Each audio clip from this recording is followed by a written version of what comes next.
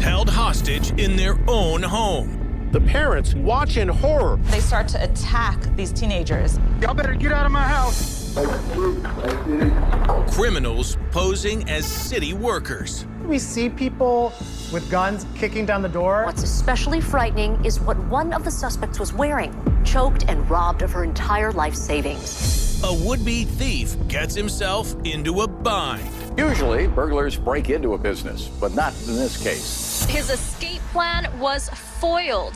He's in this dead-end hallway, and he's trapped. Something that I've only seen in movies. And when a purse snatcher strikes, The chase is on. He stole my purse! a hero jumps into action. I had to do what I had to do. Shocking viral videos we can't stop watching.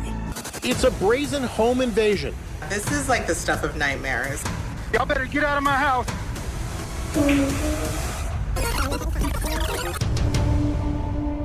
It begins as a normal Wednesday night with 3 kids hanging out at a friend's house. This is happening at 8:40 at night. It's not too late, but the parents are out for the evening. The teenagers are home alone. But then there's a startling noise. One of the teens steps outside to see what it is, only to get a horrible shock. 2 masked intruders break in. The intruders, armed with long guns, burst into the house and take the terrified teens hostage. They're threatening to kill these teenagers. Your brain doesn't know how to make sense of this. You're thinking, I need to do whatever it takes to survive the situation. I think the teenagers actually behaved exactly how they should have. They completely followed orders. At one point, the friend even scooted closer to his friend, probably just to comfort her because he knew how scared she was. They start to ransack this home, and they start to attack these teenagers. They start pulling the teenagers' hair. The hooded criminals force one of the teens to her feet. She's thinking, oh my God. She's wondering if she's gonna survive this attack. She's thinking, are they gonna attack me? Am I gonna feel a lot of pain? Is anyone going to help me? You always are told, never go somewhere with a suspect, with a criminal, because once you leave that area, the likelihood that something bad will happen increases. If she's abducted, if she's kidnapped, are they trying to hold her for ransom? What could be their purpose for taking her to another room, to another location? Then, seemingly out of nowhere, a booming voice interrupts the mayhem. I got you on camera. The cops are on the way! The cops are on their way. So they have video cameras in the home. The parents see what's happening. The terrified dad gets an alert on his phone, but he's at a restaurant and can't get there quickly, so all he can do is yell. Y'all better get out of my house. As a parent, you feel helpless, and you're thinking that any minute now, I could watch my child being shot, being killed by these intruders. My neighbors are there. They're calling the cops right now. He's trying any tactic he can to get them out of that house and keep his kids alive. It seems to work, because suddenly the intruders flee. When people who commit crimes know that someone's watching, it changes their behavior. So clearly Dad's quick thinking did save their lives and did save the day. The teens are okay, but very shaken. It's a traumatizing event because you have no control over what's going to happen, and your heart is racing. You're breathing fast. You're thinking that you don't know if someone's gonna help you, if someone's gonna rescue you. You're thinking that this is your last night alive. With the suspects at large, the fearful family posts their home surveillance footage to social media, and it quickly goes viral. The parents watch in horror on their Ring Camera cell phone app. Police develop leads, but they go cold. Fear spreads through the community. Where are these assailants? As police hunt for the masked assailants who took a group of teens captive in their own home, they do their best to calm nervous neighbors. The neighborhood probably doesn't sleep as well at night knowing that this happened. The intruders have yet to be identified, and no arrests have been made. If I know that those criminals are still out there in the community, I'm definitely sleeping with all the locks on the door, and I'm getting as many cameras on my property as possible. Those security cameras can be vital, especially with criminals like these who use a terrifying tactic. What's especially frightening is what one of the suspects was wearing.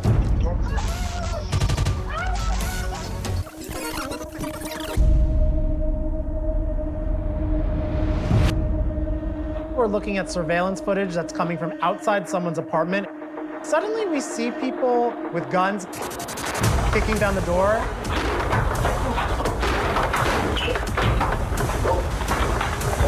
They have assault rifles with large mag capacity. When they enter the home, you could hear them shout HPD, Houston Police Department. Law enforcement would enter a home like this if they have a valid search warrant. But they are definitely not police officers. If that was happening to my apartment, I would immediately be like, what did I do wrong? It is very hard to defend yourself in a situation like this because people are very trusting. Inside, another security camera catches the invaders prowling through the residence. But now, the homeowner is awake. I can only imagine the adrenaline that was going through the homeowner's body at this time. He's sound asleep, he hears a door crashing, and he grabs his weapon. Within seconds, this homeowner has gun in hand, ready to fight off intruders. And he's now confronted with the life and death situation. After a few tense moments, everything erupts. Now for a split second, we have total chaos in the house. Bullets are flying everywhere, and we have active gunfire.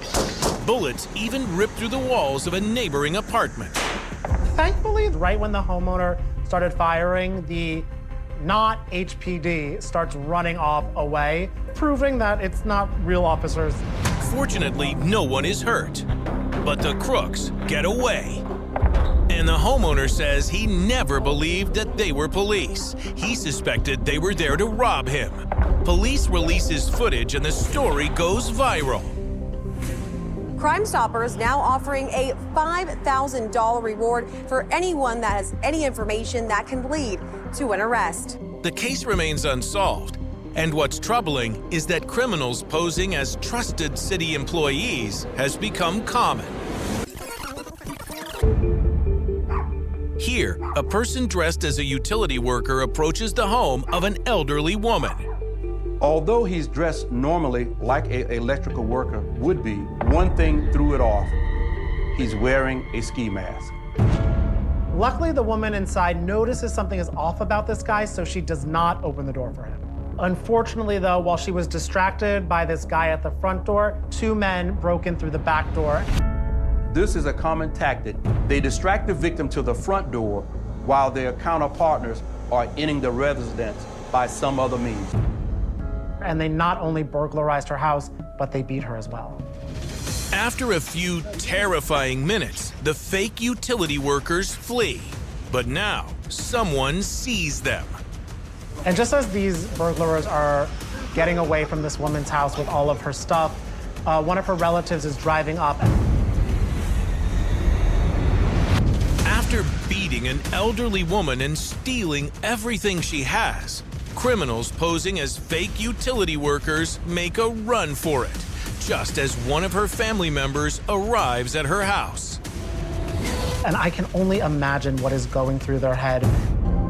The woman is okay, but when her sad story hits the news, it strikes a nerve. Choked and robbed of her entire life savings. That's what happened to a 70-year-old Daly City woman this week. But what's especially frightening is what one of the suspects was wearing.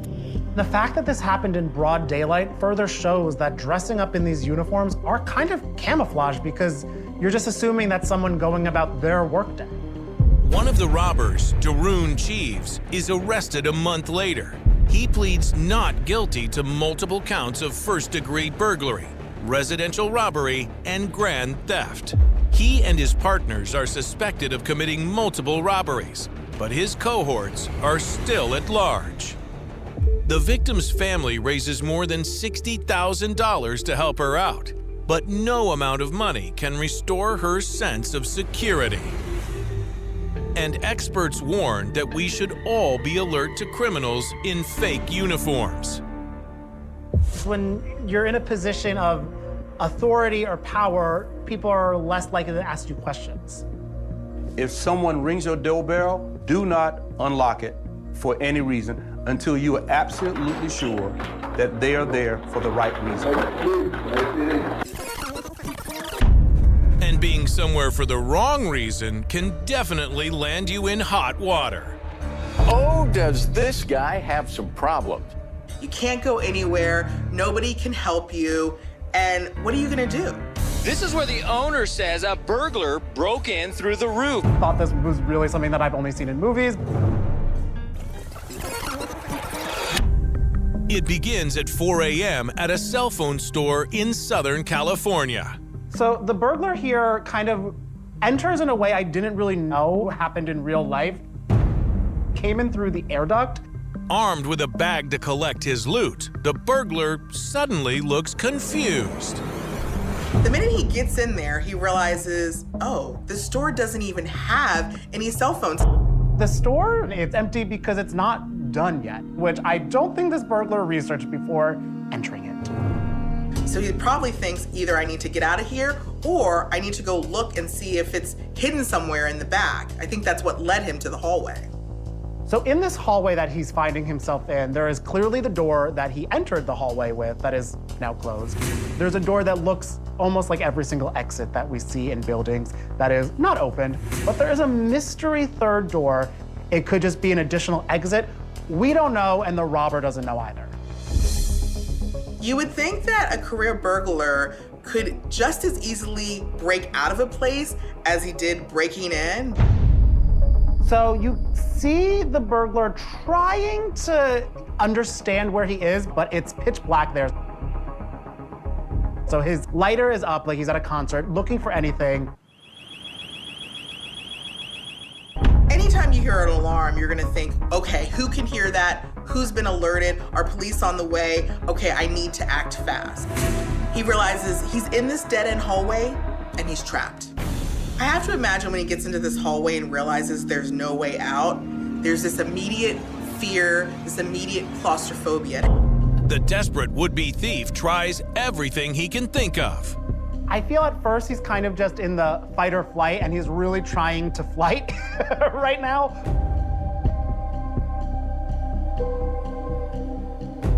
He uses donkey kicks, he uses front kicks.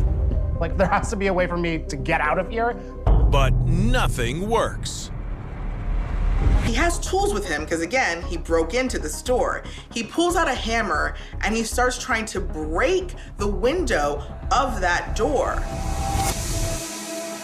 The hammerhead breaks off. So now he has to think, oh my God, I don't even have any tools anymore. I just broke the only thing that could possibly get me out. In this moment, I feel anything that is going through this burglar's mind would have to be bleeped out. I'm just imagining him saying every curse word imaginable. But what the hapless robber doesn't know is that this hallway is designed to be a trap.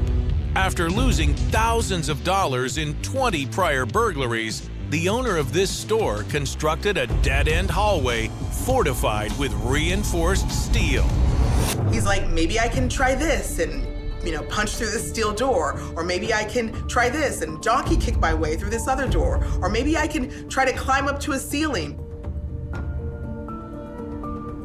He does eventually get into that other door, but he realizes it's just a closet and it leads to nowhere. So now what?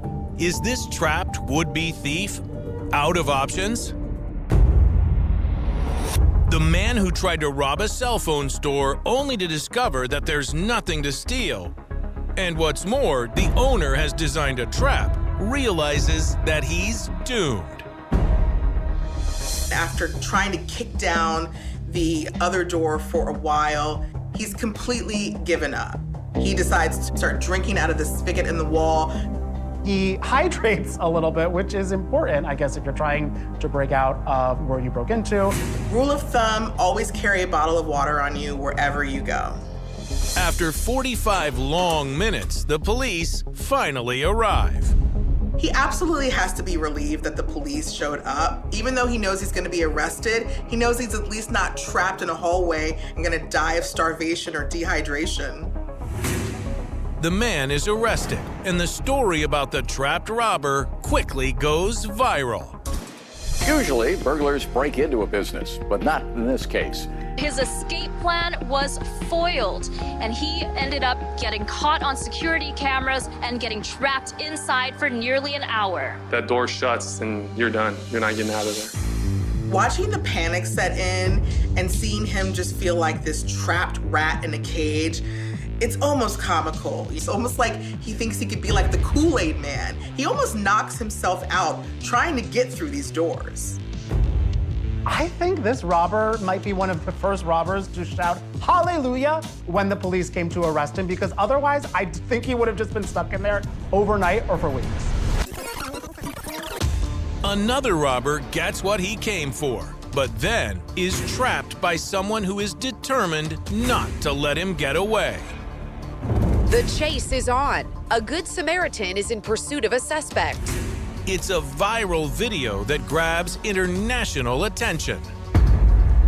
When an old lady's purse was snatched, this guy didn't hesitate. Hero takes action after a thief snatches a woman's purse. With an 87-year-old woman at the heart of this story, it gets millions of views. He stole my purse! It all starts just after 11 a.m. outside a grocery store. Inside, two strangers, Pat Goins and Deshaun Presley, exchange friendly banter. But as soon as they part ways, a man snatches Pat's purse. I heard screaming, He stole my purse! It was the yell that I need help. I just turned around and did what I had to do. He was running and looking back, and I was like, yeah, I'm on you. There are about a dozen more citizens in the parking lot. You see them kind of inching closer. And soon, a crowd surrounds him. Some seem hesitant to get involved. If you can look, there's one woman on the right, like right near her car, kind of just watching, being like, what is going on? I feel in her mind she's having the internal debate of, should I call someone or should I get popcorn to watch how this plays out? The worst case scenario could be that everyone jumped in and began to pound this guy in the pavement. There is a second citizen also engaged with this incident. He grabs the purse, holds it up in the air, saying that he has the purse, letting everybody know that he has the purse back. The guy who just grabs the stolen purse off the ground and is holding it like, oh, I did it, I saved the day, as this beatdown is still going on from the guy who actually apprehended the thief. Meanwhile, the real hero of the story has captured the purse snatcher.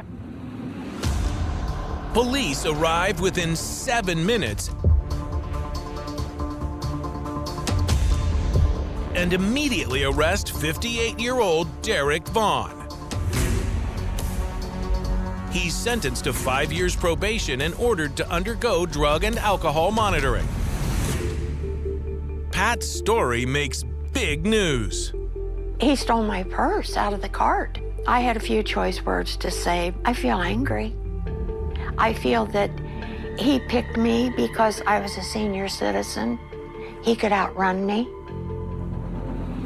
And Deshaun is widely praised for his bravery. Deshaun, I'm so glad to know that there are people like you in this world still. I had to do what I had to do. I was on his The sheriff of Butler County honors Deshaun with a special award. We're proud of you, and I mean that. And thank you for what you've done. All right. What's very sweet and touching about this story is Deshaun let everybody know that this situation really meant a lot to him because he was raised by his own grandmother. My mom died when I was young, and my grandma took me in, and she did very good by me. And, you know, she had, you know, house rules and stuff like that that I had to abide by, and I didn't like it, but I had to do what I had to do. She taught me, and I'm thankful. And Pat and Deshaun have now gone from viral crime to friends for life. Tell him, Miss P, this is not the only day we're gonna see each other. That's right. We're gonna remain in contact with each other. Yeah. And we've got a dinner date. And we got a dinner. All right. Yeah.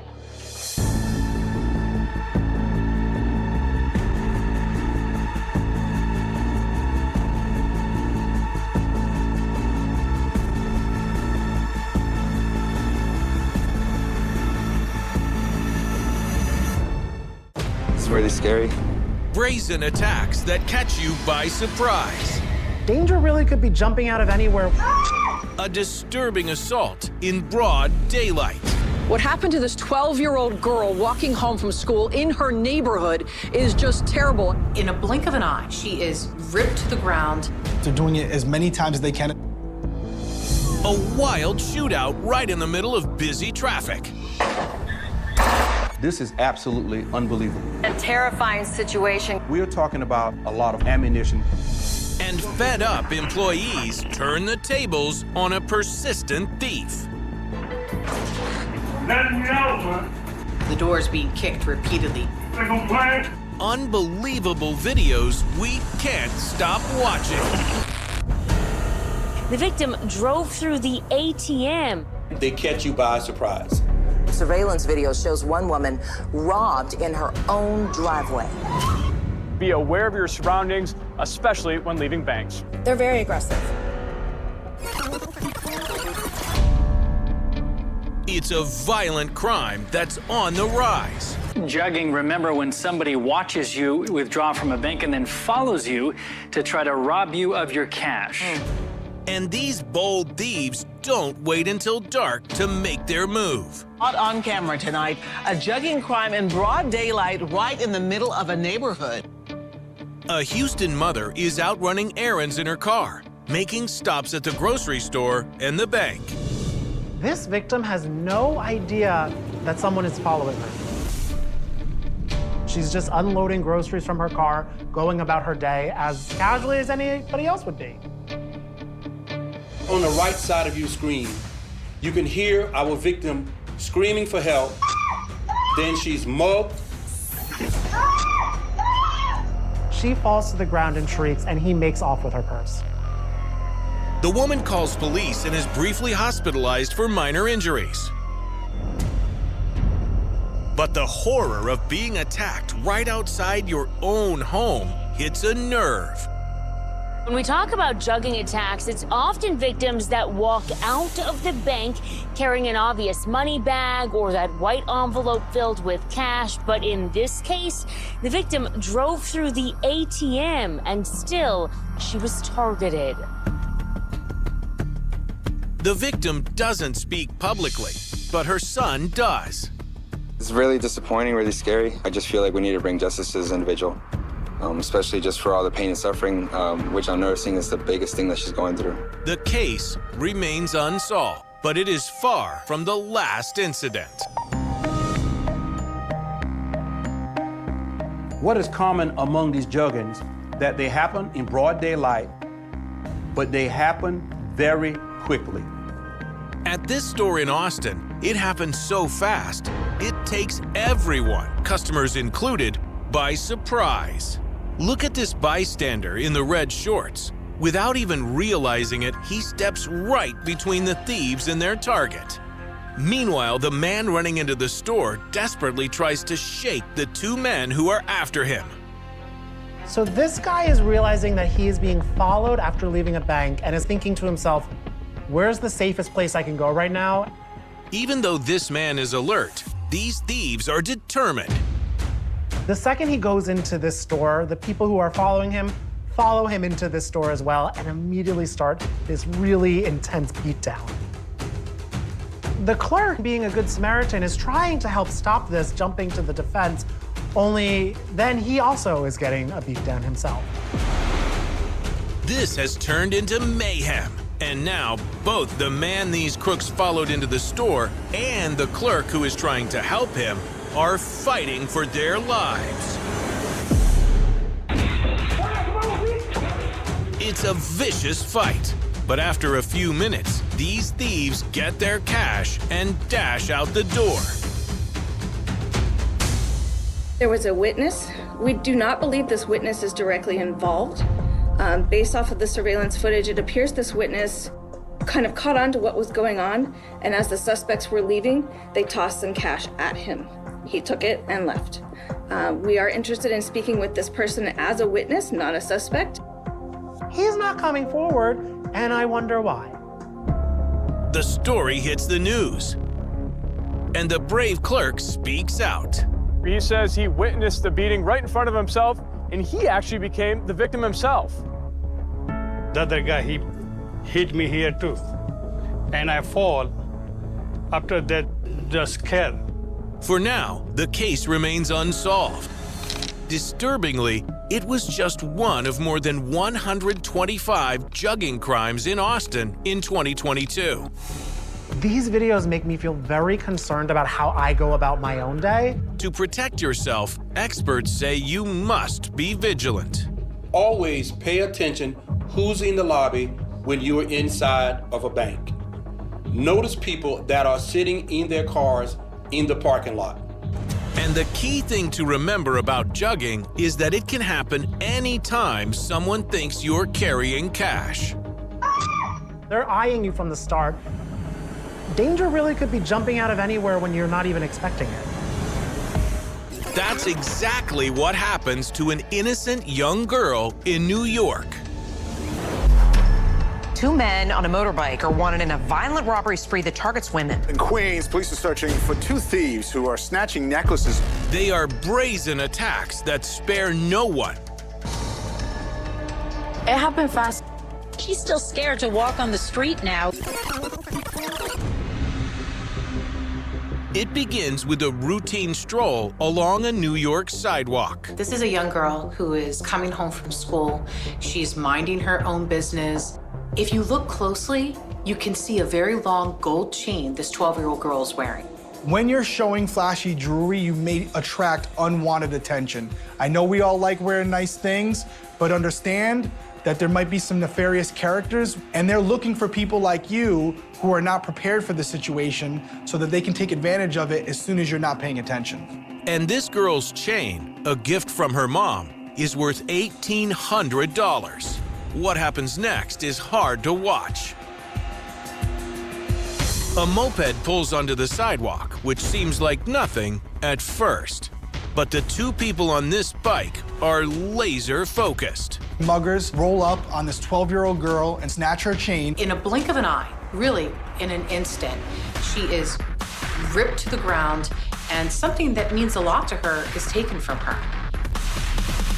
The brave girl fights to keep her necklace, even as she's yanked violently.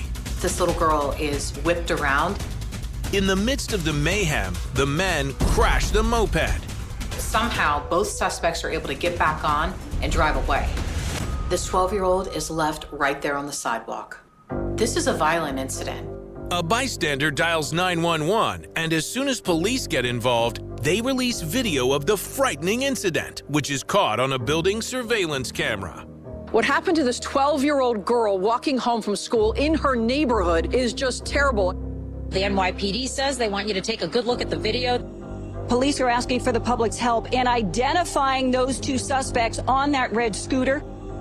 The 12-year-old girl, who is scratched but otherwise uninjured, describes the horrifying ordeal to the media.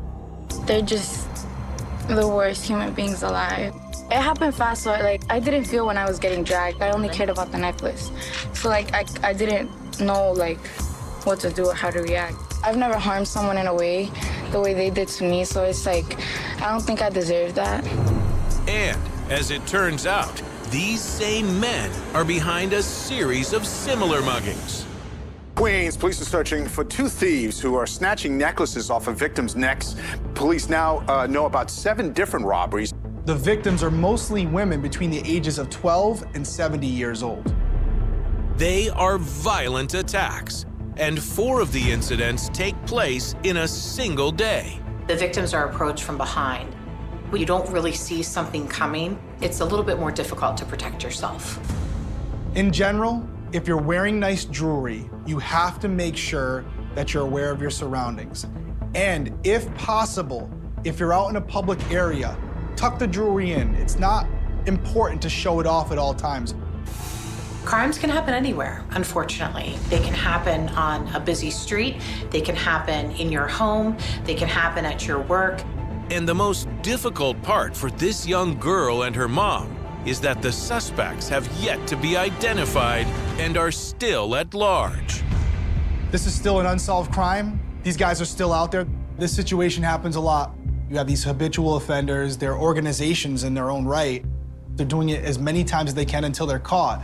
And that's why it's so important to get these guys off the street when we can, because unless we stop them, they'll keep going. Being attacked when you are simply going about your daily routine is always jarring. Here, a daily commute Terrifying situation caught on video turns into a wild shootout. This is brazen. In the middle of the highway, this is absolutely unbelievable.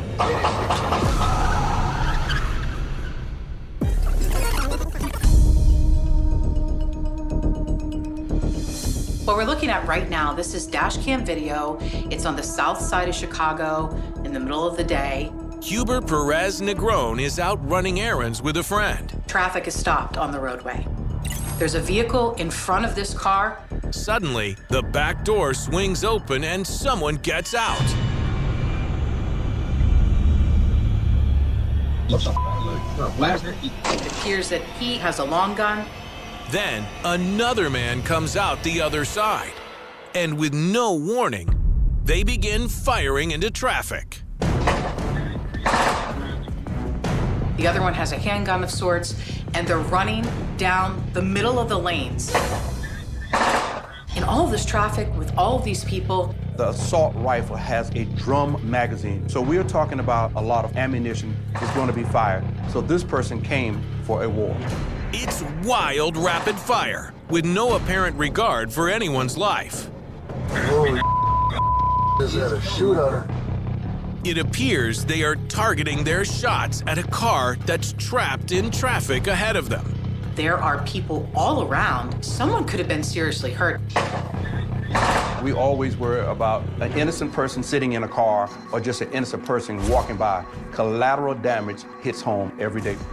In the midst of it all, Huber is helpless. All he can do is watch as his dash cam records. If this were me, I would probably be on the floor of the car. But he watches this unfold. He starts to slouch down a little bit. He doesn't take off his seatbelt. He's not in a panic and keeps kind of popping back up and looking to see what's happening and then going back down again. If you ever find yourself in a situation like this, stay calm and find cover. With heavy traffic behind them, they're stuck. Just when it looks like this will have a nightmarish end, the shooter's gun malfunctions. If you look here in the top left corner, the magazine falls out of the gun, and that is good for everyone because now the suspect does not have the capacity to fire multiple rounds. But is this over yet? After firing wildly into traffic, the two shooters responsible for all the terror jump back into their car and speed off. For Huber Perez Negron, who has been stuck right in the midst of it, there is immense relief. He takes a long drag of his cigarette and sort of just exhales. And it may be just an exhale of like, my goodness, I am so glad this is over. And he's able to drive away. Miraculously, no one is injured. Multiple calls come into 911 after the gunfire is picked up on something called a shot spotter. Shot spotters are essentially microphones in neighborhoods that picks up the sounds of gunfire, in which they can have officers dispatched to that area.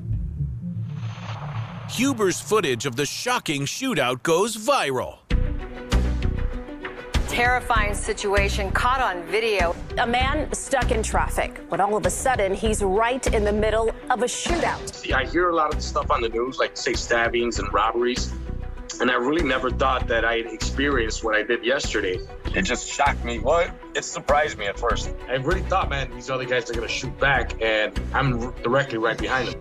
Despite having the video, police are unable to identify the shooters, and no arrests have been made. If the suspects are caught, they could face multiple charges: shooting into occupied dwelling, going armed to terror the public, assault with a deadly weapon, intent to kill, and many, many more. But it's a commute no one who witnessed will ever forget. This is 100% out of the ordinary. This is brazen. This is in the middle of the day. There are people all around. Someone could have been seriously hurt, and thank goodness they weren't. Another out-of-the-ordinary crime caught on camera ends with employees turning the tables on the surprise thief. He's like a caged animal at this point. Let me out, man. You think I'm playing? We're looking at security camera footage from a convenience store in Washington, D.C. And there's this reoccurring character that seems to come into the store a lot. This is a guy employees at that store have dubbed Gatorade Man because he is known to come inside of the store and take things. A lot of times it's Gatorade. Gatorade Man has been stealing from this store for about a year. He always dresses differently, but he's caught on camera every time. He's pretty brazen. He's not your typical thief. He walks in head held high, picks up whatever he wants, and walks right out, knocking the door open dramatically.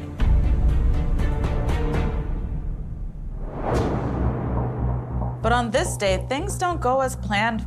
You can see on camera, he is filling up his bag full of drinks, full of snacks. When the clerk sees him, he recognizes him. The clerk presses a button, the door locks, that's it. You're stuck inside.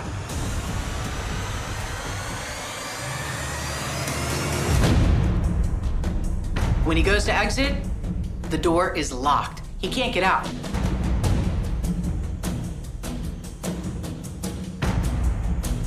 He starts to panic.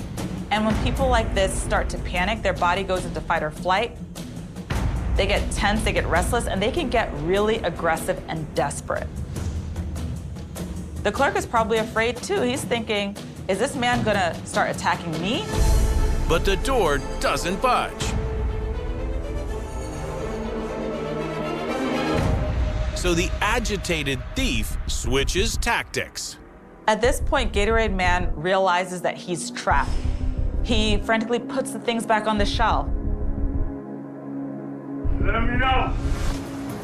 Let me out, man. But the clerk still refuses to open the door. He's on the phone pleading with 911 to send help. So Gatorade Man goes back to it. Think I'm playing?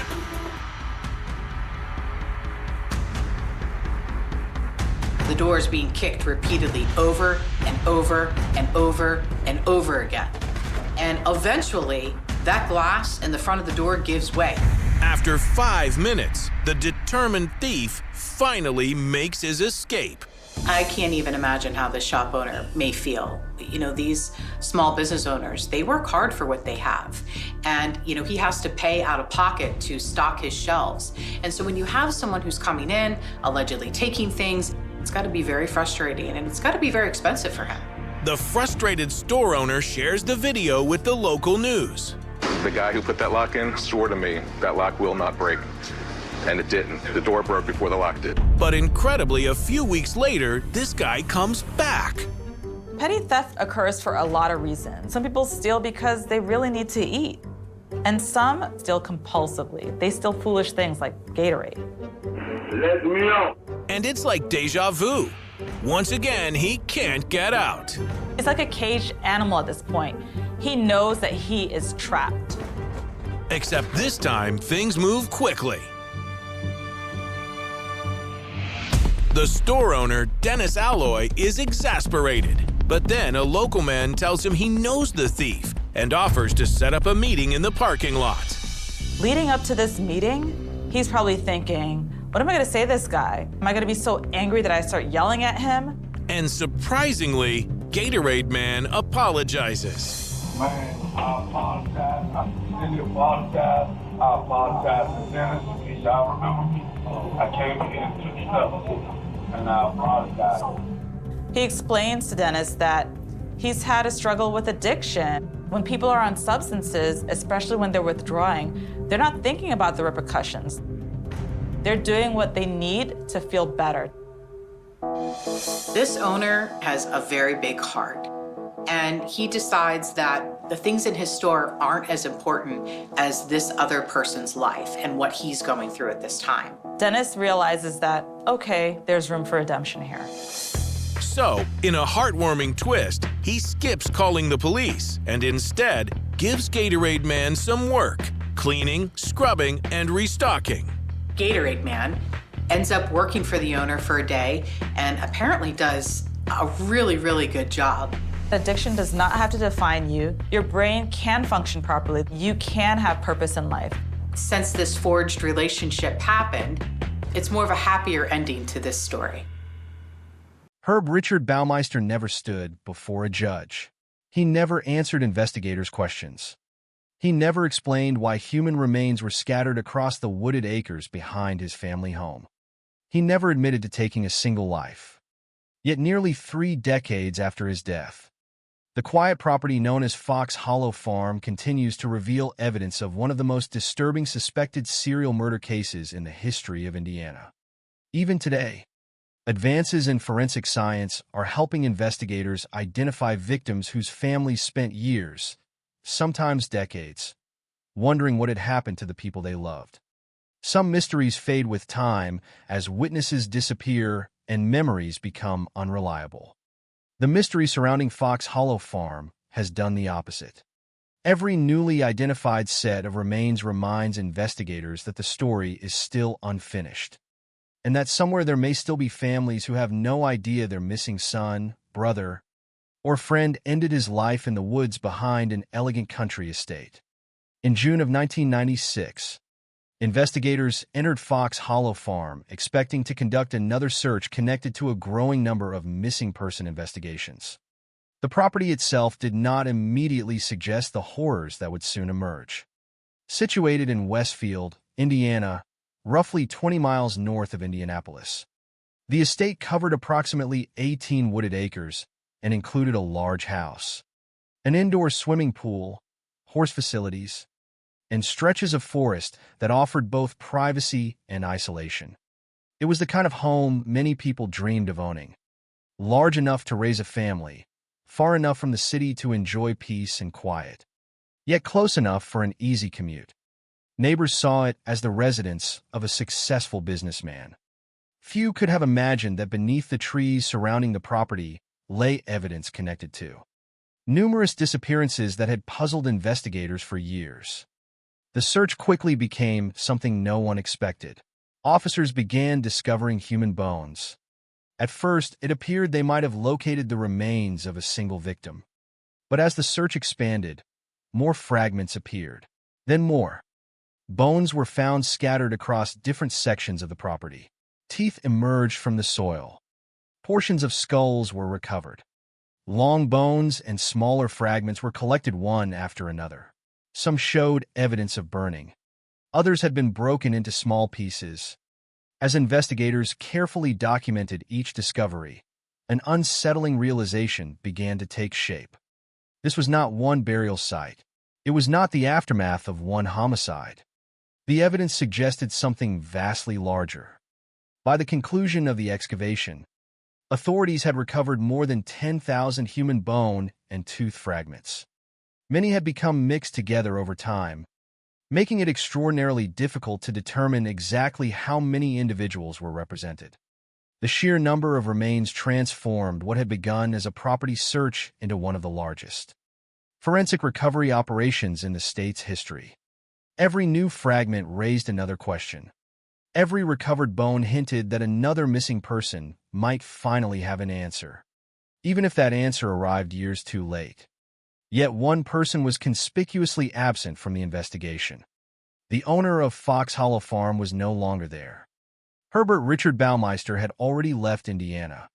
Before investigators could question him about the discoveries on his property, he He crossed into Canada. Days later, on July 3, 1996, he was found dead in Ontario from a self-inflicted gunshot wound. The letter left behind discussed financial problems and the breakdown of his marriage. It said nothing about the thousands of bones being uncovered back home. It contained no confession, no explanation, and no acknowledgement of the missing men whose disappearances had drawn investigators toward Fox Hollow Farm. With his death, countless questions lost perhaps the only person who might have answered them. That absence continues to define the case today.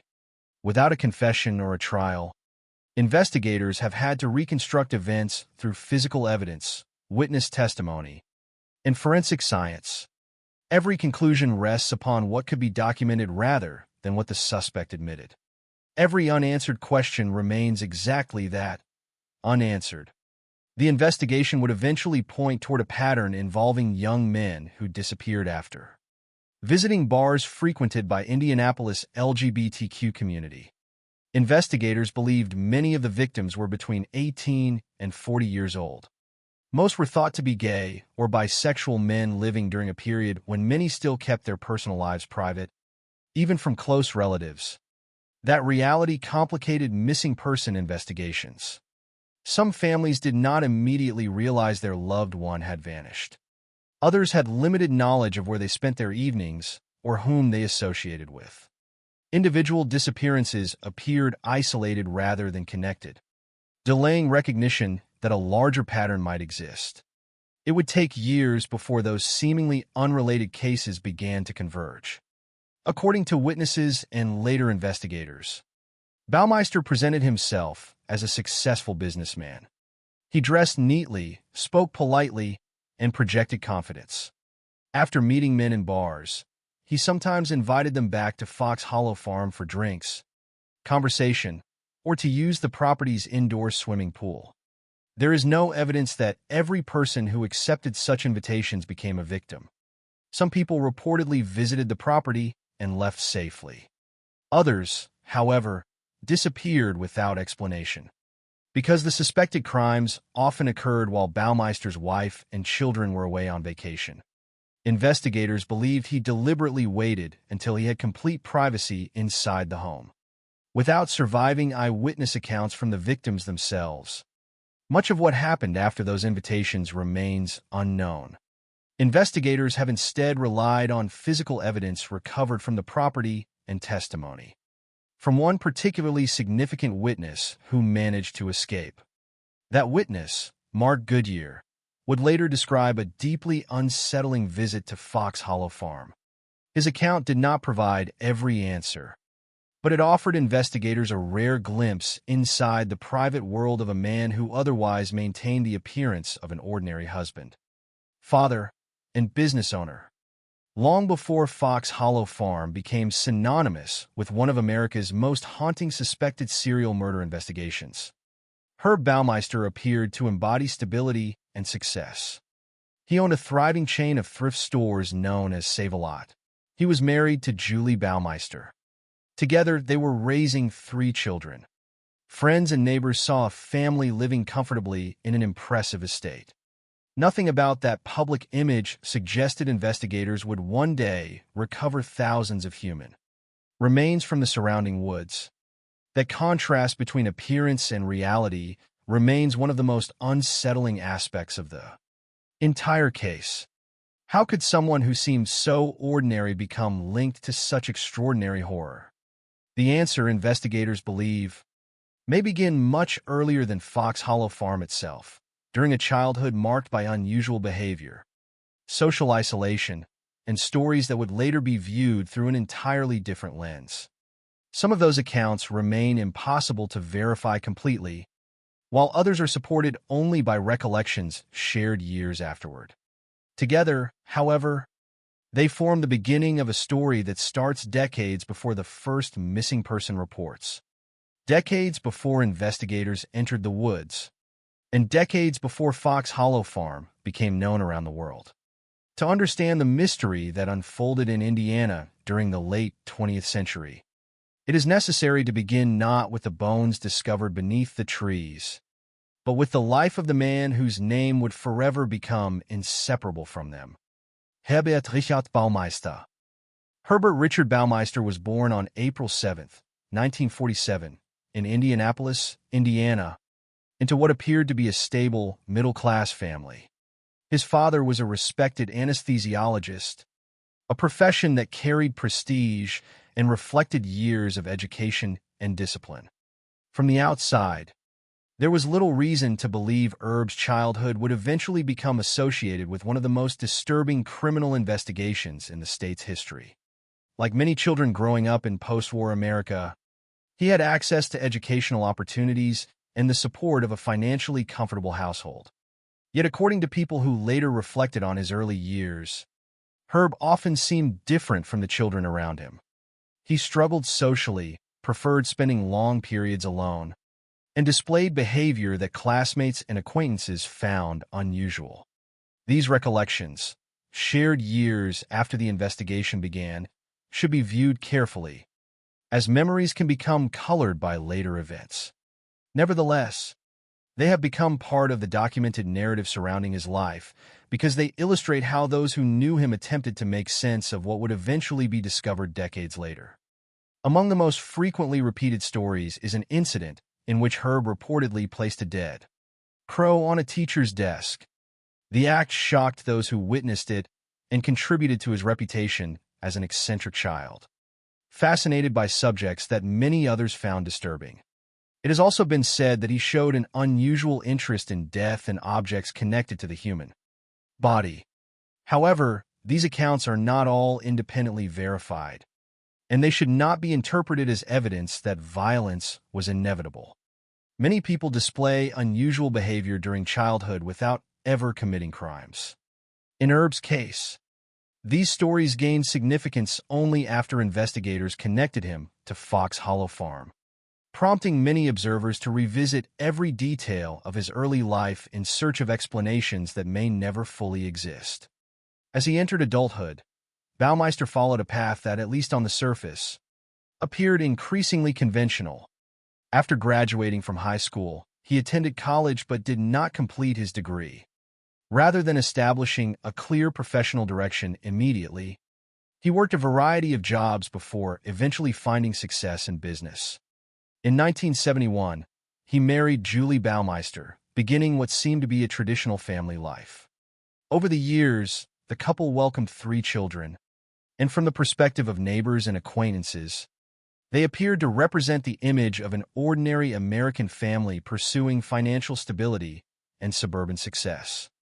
By the 1980s, Herb had become the owner of a chain of thrift stores known as Save-A-Lot. The business prospered, allowing the family to enjoy a lifestyle that reflected growing financial success. His career reinforced the impression that he was hardworking and dependable. Customers knew him as a businessman. Employees saw an employer. Neighbors saw a husband and father. Nothing in those public roles openly suggested that investigators would one day suspect him of involvement in multiple disappearances. In 1991, the family's success culminated in the purchase of Fox Hollow Farm, an expansive estate covering approximately 18 acres in Westfield, Indiana. The property represented more than financial achievement. It symbolized the comfortable future the family had built together. The house itself was spacious, complete with an indoor swimming pool and horse facilities, while the surrounding woods created a secluded atmosphere that appealed to those seeking privacy away from the city. Visitors entering the property likely saw an attractive country residence rather than a future crime scene.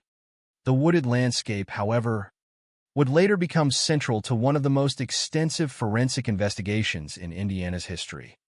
According to investigators, Baumeister's alleged crimes often occurred only when his wife and children were away from home. This detail would become important because it suggested an effort to avoid witnesses within his own family. Julie and the children were reportedly absent during many of the periods investigators believe the killings occurred, leaving Herb alone at Fox Hollow Farm. That separation between his family life and his suspected criminal behavior remains one of the most striking aspects of the case. There is no indication from the evidence provided that his wife or children were aware of what investigators later uncovered. Instead, they appeared to experience the same shock as everyone else when the truth about the property began to emerge. While Erb's public image remained intact, another story was gradually unfolding beyond the walls of his home. During the late 1980s and early 1990s, police in Indianapolis began receiving reports concerning missing young men. Individually, the disappearances did not immediately suggest the work of a serial offender. Missing person investigations are often complex, with adults leaving voluntarily for many different reasons. In these cases, additional challenges complicated the search. Investigators later determined that many of the missing individuals were gay or bisexual men who frequented bars serving the local LGBTQ community. During that period, many people within the community lived private lives because of social stigma and fear of discrimination. Some had not disclosed their sexual orientation to family members. Others maintained separate social circles that relatives knew little about. As a result, disappearances were not always reported immediately, and valuable investigative time could be lost before authorities even realized someone was missing.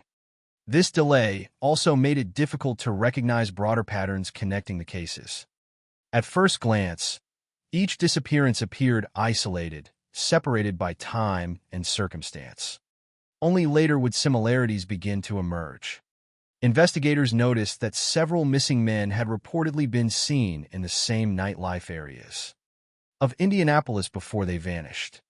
Witnesses described some leaving bars with an older man who appeared friendly, financially successful, and well-dressed.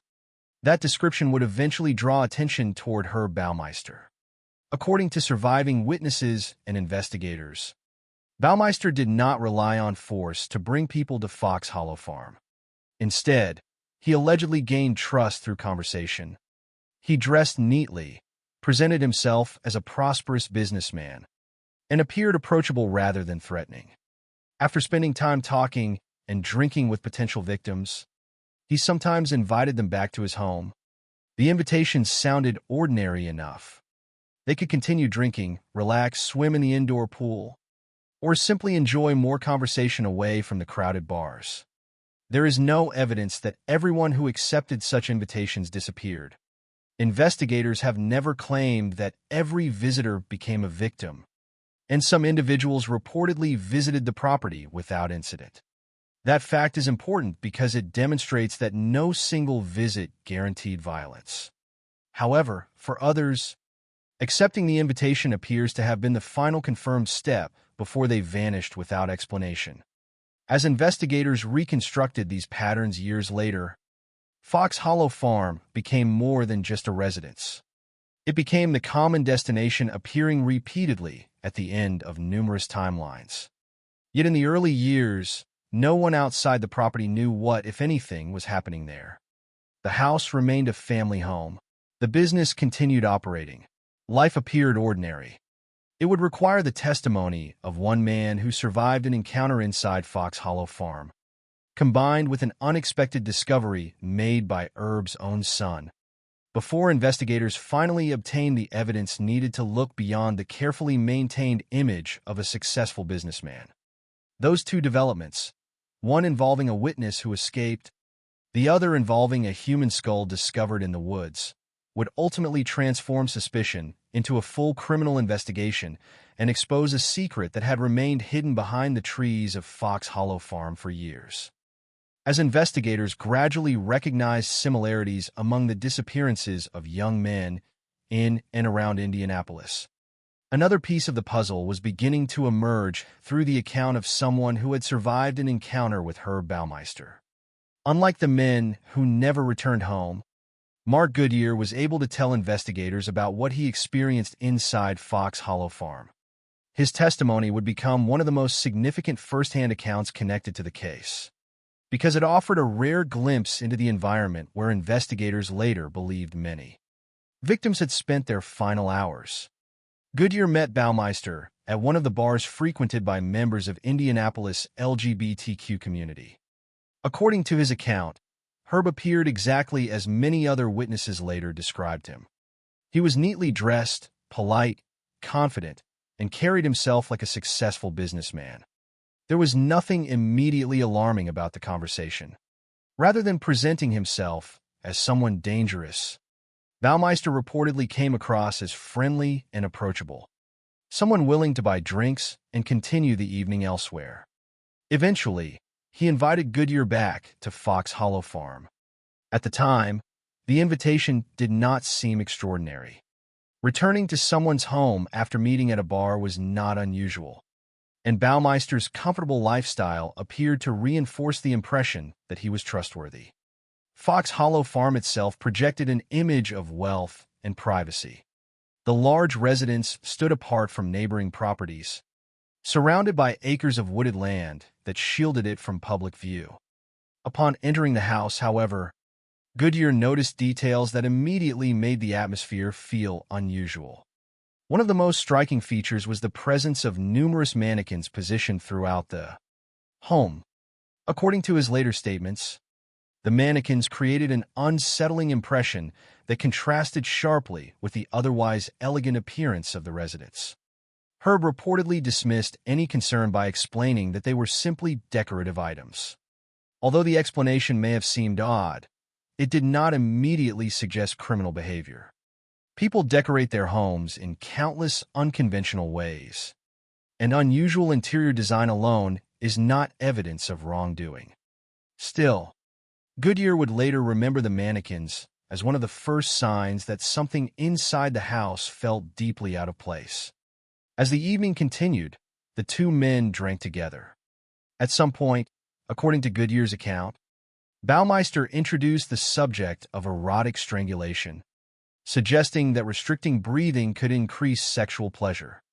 The topic itself immediately altered the atmosphere. What had begun as a casual social encounter now moved into unfamiliar and increasingly uncomfortable territory. Investigators later considered this account particularly important because they believed many victims had died by strangulation, since Baumeister never stood trial or confessed to any crimes.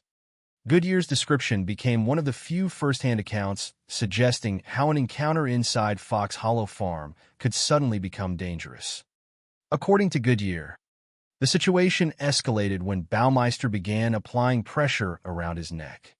As the pressure increased, Goodyear realized the encounter no longer felt consensual or safe.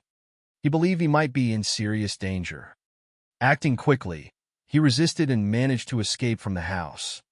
His survival would ultimately make him one of the only known individuals capable of describing events inside Fox Hollow Farm from personal experience.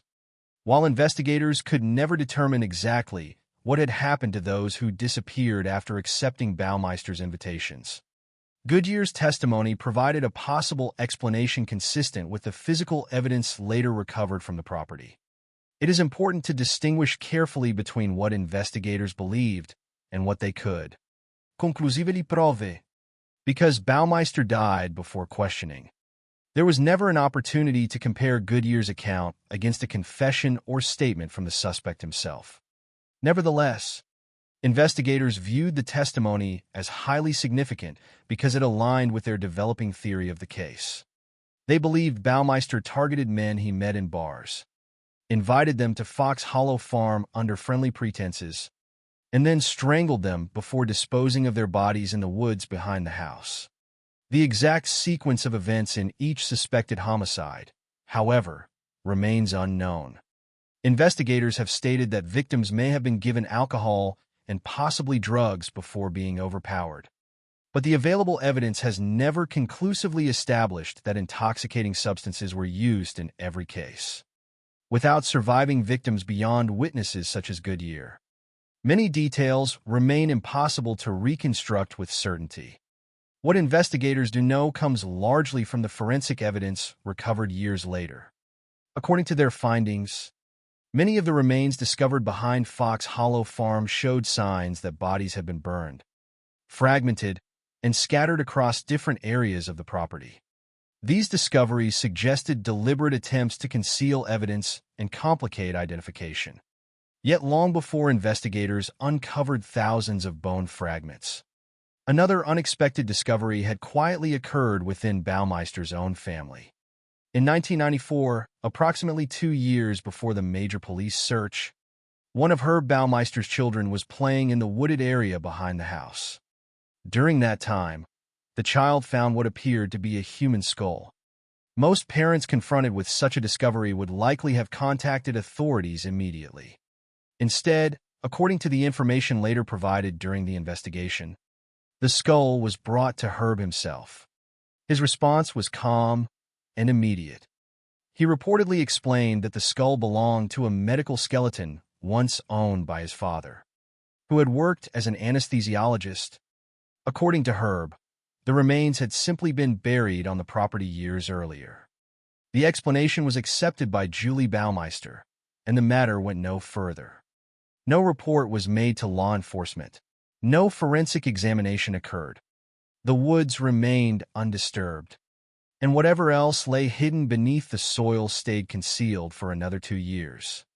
Looking back after the investigation, this moment would become one of the most haunting episodes in the entire timeline. A human skull had been discovered on the property years before police arrived. Yet the opportunity to uncover the truth slipped away because the explanation appeared plausible enough to avoid immediate suspicion. There is no evidence that Julie Baumeister knew the skull was connected to criminal activity, and investigators have not alleged that she participated in or knowingly concealed any crimes. Based on the available information, she accepted the explanation offered by her husband, unaware of what investigators would later uncover. As time passed, however, the Baumeister family's circumstances began to change. The marriage reportedly deteriorated, and Herb spent increasing amounts of time away from the family. These personal difficulties would eventually have an unexpected consequence for the investigation.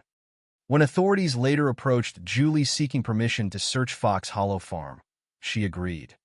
That decision marked a turning point in the case. What had previously been a series of disappearances connected only by scattered witness statements was about to become a massive forensic investigation. Investigators would soon enter the woods where the skull had first been discovered, expecting to conduct a careful search of the property. None of them could have anticipated the scale of what they were about to find.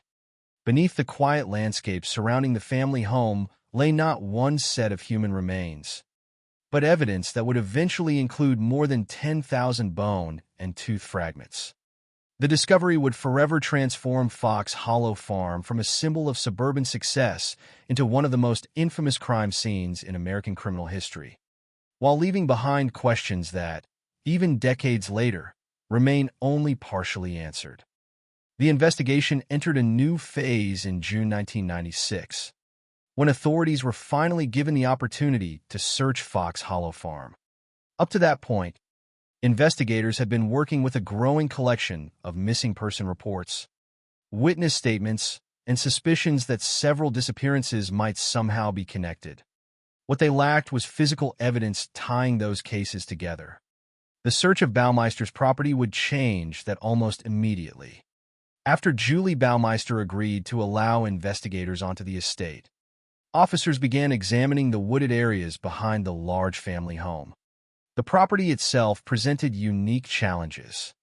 Covering approximately 18 acres, it included dense sections of forest that had remained largely undisturbed for years. The seclusion that had once made Fox Hollow Farm attractive as a family residence now complicated the work of investigators, who understood that any evidence hidden there could be spread across a vast area. They proceeded carefully, documenting every discovery and preserving the integrity of the scene. It did not take long before they found what they had come to fear. Human remains began to appear among the trees. At first, investigators recovered individual bones, fragments that suggested at least one body had been disposed of somewhere on the property. However, as the search expanded outward, additional remains emerged.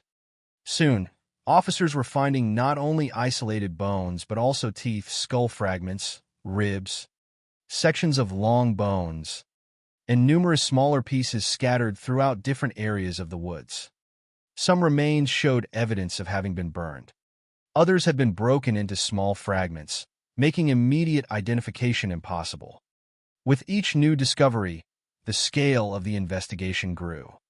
What initially appeared to be a single burial site rapidly transformed into something far more disturbing. Investigators realized they were not dealing with one victim or even a handful of victims. The remains were distributed across multiple locations, suggesting repeated disposal over an extended period rather than a single event. Every carefully excavated section of ground seemed capable of revealing additional evidence. The work demanded extraordinary patience. Forensic teams documented the exact location of each fragment before removing it, understanding that even the smallest piece could later prove critical in reconstructing what had happened. By the conclusion of the excavation, authorities had recovered more than 10,000 human bone and tooth fragments. The sheer number was almost impossible to comprehend. Rather than recovering complete skeletons, investigators faced thousands of individual pieces, many measuring only a few centimeters in length.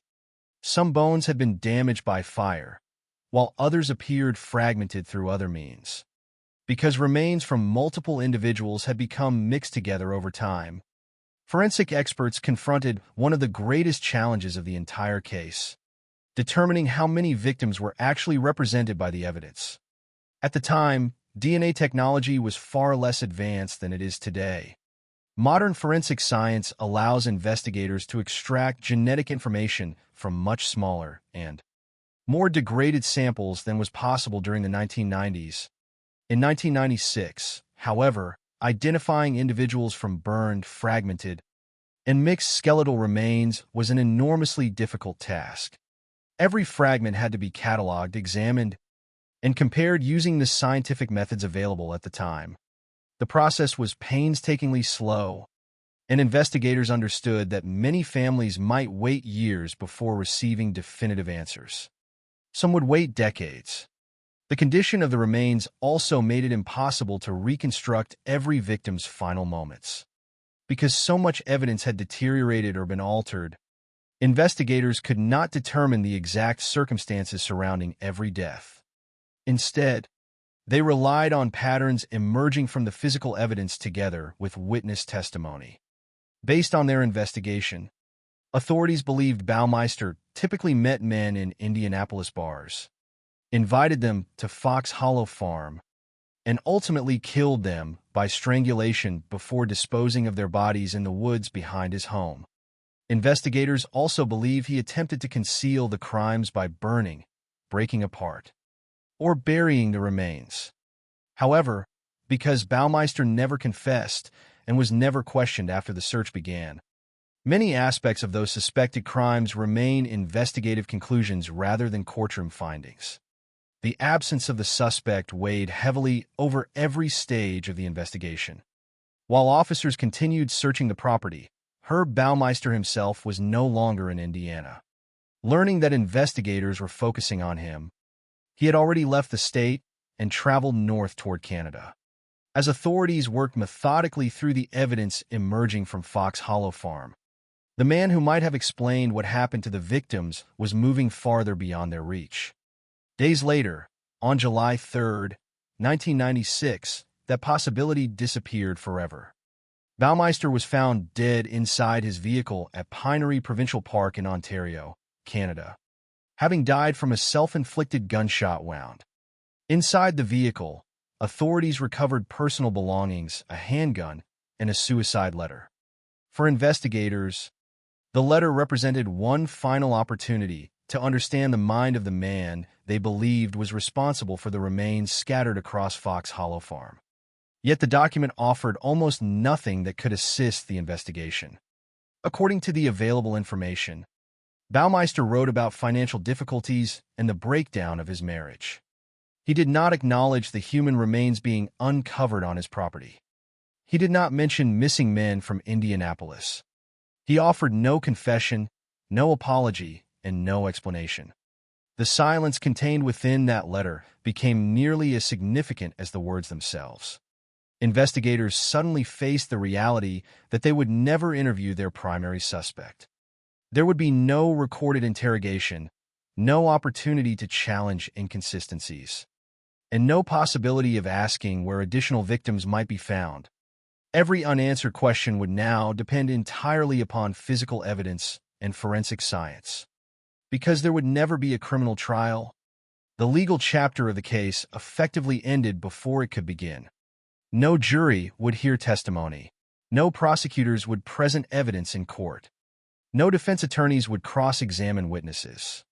Instead, the investigation shifted almost entirely toward identifying victims and reconstructing events from the evidence recovered at Fox Hollow Farm. This distinction remains important. Although investigators regarded Baumeister as the prime suspect connected to the remains on his property, his death meant the allegations were never tested through judicial proceedings. As a result, the case exists primarily as a forensic investigation rather than a completed criminal prosecution. In the years that followed, authorities continued examining every fragment recovered from the property. The enormous quantity of evidence required long-term storage, repeated laboratory analysis, and continual reevaluation as forensic technology improved. What could not be identified during the late 1990s sometimes became identifiable decades later, through advances in DNA analysis and genetic genealogy. Every scientific breakthrough created new possibilities for families who had lived with uncertainty for years. Gradually, investigators succeeded in putting names back onto some of the victims whose remains had once existed only as anonymous fragments. Yet even as those identifications brought long-awaited answers to certain families, they also underscored how much remained unknown.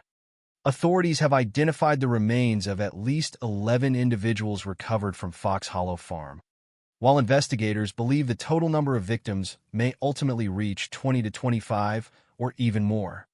Because many bone fragments were burned, damaged, and intermixed, establishing an exact victim count remains impossible with the currently available evidence. The work therefore continues, driven not by the expectation of a future prosecution, but by a commitment to restoring identities to those who lost them. Each newly identified victim represents more than a forensic achievement. It represents a family finally learning the fate of someone who disappeared years earlier. And a reminder that even though Herb Baumeister died in 1996, the investigation into Fox Hollow Farm is still unfolding today. With Herb Baumeister dead and no possibility of a criminal trial, the investigation entered its longest and perhaps most difficult chapter.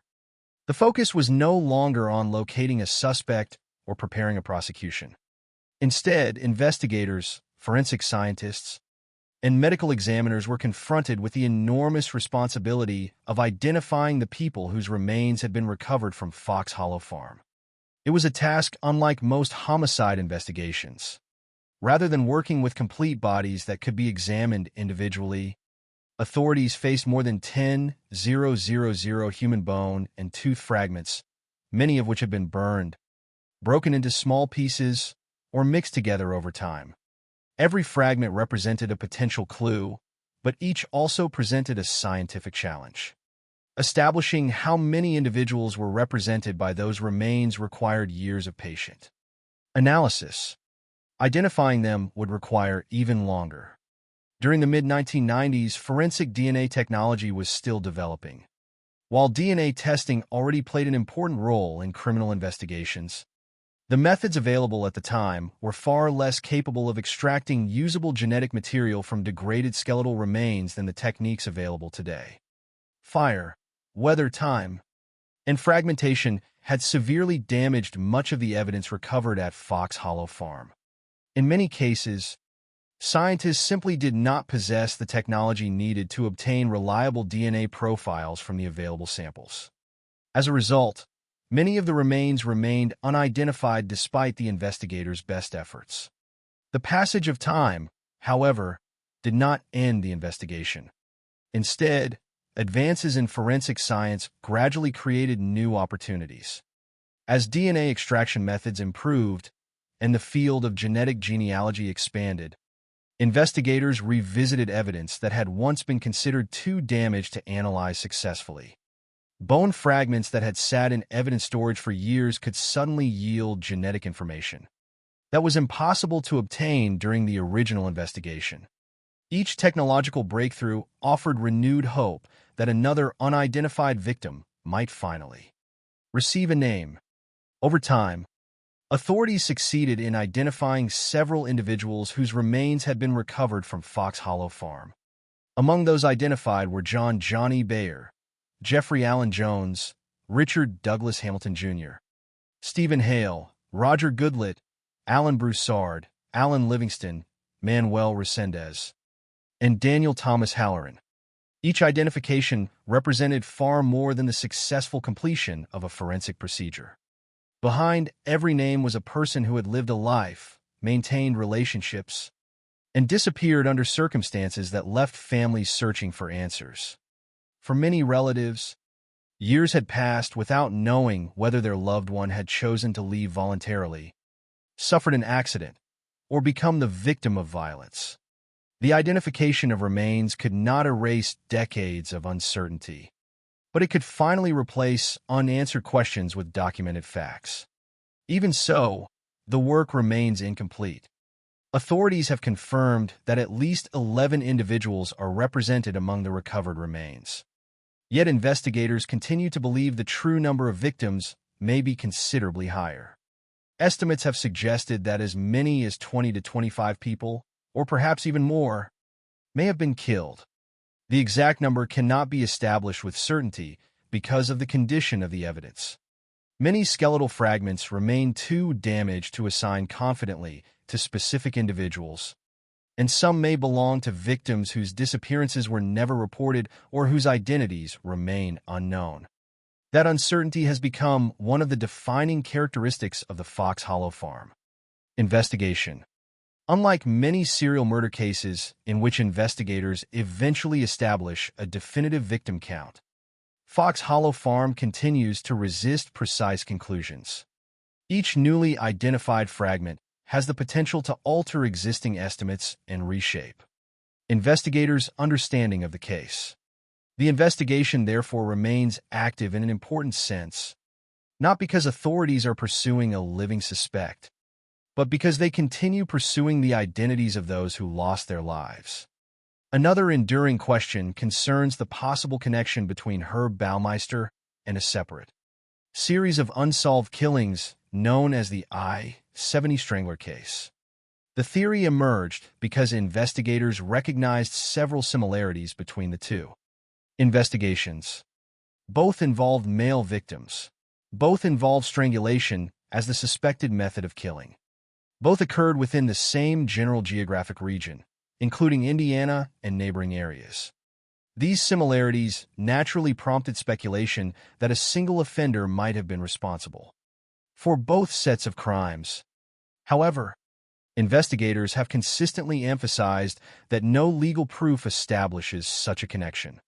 Similar victim profiles and methods alone are insufficient to conclude that the same individual committed both series of murders.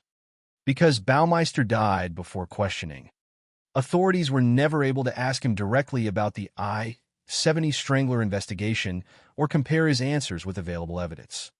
As a result, the theory remains exactly that, a theory. The I-70 Strangler case itself has not been officially solved, and no court has ever determined that Herb Baumeister was responsible. This distinction is essential in preserving the factual integrity of the investigation. The temptation to connect unresolved crimes is understandable, particularly when obvious similarities exist. But responsible investigators distinguish carefully between suspicion and proof. That same distinction applies to questions surrounding Baumeister's motives. Because he never confessed and never underwent psychological evaluation as part of a criminal proceeding, investigators cannot state with certainty why he allegedly committed these crimes. Various theories have been discussed over the years, including desires for control, sexual violence, or other psychological factors, but none can be presented as established fact. Without Baumeister's own explanation, his motives remain speculative. What investigators can say with confidence is that the physical evidence recovered from Fox Hollow Farm, together with witness testimony and patterns among missing persons, formed the basis for identifying him as the primary suspect connected to the remains discovered on his property. The absence of definitive answers has had profound consequences for the families affected by the case. For some, the identification of remains ended years of uncertainty, but introduced a different kind of grief. Instead of wondering where a missing loved one might be, they were forced to confront the reality that the person had died years earlier under violent circumstances. For others whose relatives have never been identified, uncertainty continues. They remain caught between hope and acceptance, knowing that advances in forensic science could someday provide the answer they have awaited for decades. This ongoing process highlights one of the most remarkable aspects of modern forensic investigation. Cases once considered impossible to solve can continue evolving long after the original crime scene has been processed. Improvements in DNA technology allow evidence collected decades earlier to produce results unimaginable at the time of recovery. Fox Hollow Farm has become a powerful example of this continuing scientific progress. Every successful identification demonstrates not only the dedication of investigators, but also the extraordinary capabilities of forensic science when combined with persistence over many years. Yet despite those advances, the central mystery remains largely unchanged. No one knows precisely how many victims lost their lives at Fox Hollow Farm. No one knows the complete sequence of events surrounding each disappearance. No one knows whether every victim has been found. Most importantly, no one will ever hear Herb Baumeister explain his actions, because he ended his own life before investigators had the opportunity to question him. That silence has become an inseparable part of the case itself. It ensures that Fox Hollow Farm will always remain, at least in part, an unfinished investigation. Today, the property is remembered not because of its impressive house or secluded landscape, but because it revealed one of the most disturbing discoveries in Indiana's criminal history. Behind the image of a successful businessman, a husband and a father, investigators uncovered thousands of human bone fragments that transformed an ordinary family estate into an enduring symbol of unanswered questions. Even after nearly 3 decades, the investigation continues to move forward. One DNA profile at a time, one identified victim at a time, and one family at a time. Each identification restores a name that was nearly lost to history, reminding us that the true legacy of Fox Hollow Farm is not the notoriety of the man suspected of the crimes, but the continuing effort to remember and identify the people whose lives were taken. Until every possible answer has been found, the story of Fox Hollow Farm remains unfinished. Its final chapter still being written by science, by investigators, and by the families who continue waiting for the truth. Nearly 30 years have passed since investigators first walked through the woods of Fox Hollow Farm. Yet the case of Herb Baumeister continues to occupy a unique place in the history of American criminal investigations. Many serial murder cases eventually reach a point where the major questions receive definitive answers. A suspect is arrested, evidence is presented in court, witnesses testify, and a jury delivers a verdict. Even when some details remain uncertain, the legal process creates an official record that allows investigators, victims' families, and the public to understand how the crimes unfolded. Fox Hollow Farm never reached that stage. Herb Baumeister died before he could be questioned, before prosecutors could file a criminal case against him, and before a courtroom could examine the evidence recovered from his property. As a result, the investigation has always depended upon forensic science, witness testimony, and the careful interpretation of physical evidence rather than admissions from the suspect himself. That absence of a trial has shaped the legacy of the case, as much as the discoveries made in the woods behind the family home. The evidence recovered from Fox Hollow Farm was substantial enough for investigators to regard Baumeister as the primary suspect connected to the remains found on the property. At the same time, the legal system never had the opportunity to test that evidence through cross-examination, judicial rulings, or a verdict. This distinction is important not because it weakens the investigation, but because it reflects the reality of what happened. Criminal investigations seek facts, while criminal trials determine legal responsibility. In this case, one process continued while the other became impossible the moment Baumeister ended his own life. For the families of those who disappeared, that reality meant there would never be a public accounting from the man investigators believed could explain their loved one's final moments. There would be no opportunity to ask why these crimes occurred, whether additional victims existed, or whether other locations connected to the investigation had yet to be discovered. The silence left behind by Baumeister has become one of the defining characteristics of the case. Every unanswered question traces back to the fact that the only person believed capable of providing many of those answers is no longer alive. Even today, investigators must distinguish carefully between what can be demonstrated through evidence and what can only be inferred from patterns. This careful approach explains why authorities continue using language that reflects uncertainty. Where certainty is impossible, they believe Baumeister selected many of his victims from bars frequented by members of Indianapolis LGBTQ community. They believe he invited some of those men to Fox Hollow Farm while his family was away. They believe strangulation was the primary method of killing, based on witness testimony and investigative findings. They believe he attempted to conceal evidence by burning, breaking apart, or burying remains in the woods surrounding the property. These conclusions are grounded in the evidence collected during the investigation. Yet they remain investigative findings rather than courtroom determinations because no trial ever occurred. The passage of time has not diminished the importance of identifying the victims. If anything, the work has become even more meaningful as advances in DNA technology continue providing answers that once seemed impossible. Every successful identification restores part of a story interrupted years or even decades earlier. Behind each name is a family that endured uncertainty, often wondering whether a missing son, brother, or friend might still be alive somewhere. For some families, the confirmation of death brings immense sorrow, but it also ends years of painful uncertainty. Knowing the truth, however tragic, allows questions that remained unanswered for decades to receive at least a partial resolution. The identification process also demonstrates the extraordinary persistence of modern forensic science.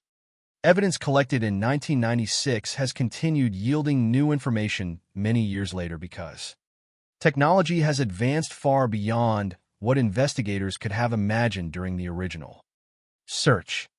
Bone fragments once considered too damaged for meaningful analysis can now produce DNA profiles, capable of identifying individuals through increasingly sophisticated methods. Fox Hollow Farm therefore represents more than a notorious criminal investigation. It also illustrates how scientific progress can continue serving justice long after traditional investigative opportunities have disappeared. Although the suspect is beyond the reach of the legal system, forensic science continues accomplishing something equally significant, restoring identities to people who might otherwise have remained anonymous forever. Another lasting lesson from the case concerns the vulnerability created when missing person investigations become fragmented.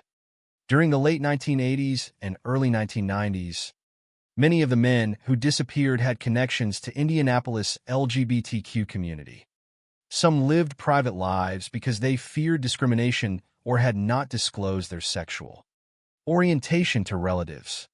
In certain cases, families were not immediately aware that someone had disappeared, while investigators initially viewed each missing person report as an isolated event rather than part of a larger pattern. The Fox Hollow Farm investigation demonstrated how difficult it can be to identify connections among disappearances when information is incomplete or delayed. It also underscored the importance of carefully examining patterns across multiple cases, even when those connections are not immediately obvious. At the heart of this investigation, however, are not the suspect or the unanswered questions, but the victims themselves. Their lives should never be overshadowed by the notoriety of the man investigators believed responsible for their deaths. Each identified victim was an individual with personal relationships, ambitions, and a future that ended unexpectedly. The continued effort to identify every possible victim reflects a commitment to remembering them as people rather than simply as evidence recovered from a crime scene. That commitment explains why authorities continue examining remains decades after the initial investigation. The objective is no longer merely to understand what happened at Fox Hollow Farm. It is also to ensure that every family receives every answer science can provide. Questions surrounding the possible total number of victims may never be resolved completely. Investigators have confirmed that at least 11 individuals have been identified among the recovered remains, while estimates suggest the actual number may be between 20 and 25 or perhaps even higher. Because many skeletal fragments remain damaged or intermixed, establishing an exact total may ultimately prove impossible. Nevertheless, uncertainty has never prevented investigators from continuing their work. Every fragment still matters. Every laboratory examination still has the potential to identify another victim. Every advancement in forensic science creates another opportunity to answer questions that have remained unresolved for decades. The story of Fox Hollow Farm, therefore, remains unfinished in the most literal sense. Unlike many historical criminal cases that eventually become static records, this investigation continues evolving as new scientific methods reveal information hidden within evidence collected years earlier. Future DNA analysis may identify additional victims. It may provide new insights into the number of individuals represented among the recovered remains. While it may never answer every question surrounding Herb Baumeister himself, it continues fulfilling the most important responsibility any homicide investigation can have: restoring names to those who lost them and bringing long-awaited answers to the families left behind.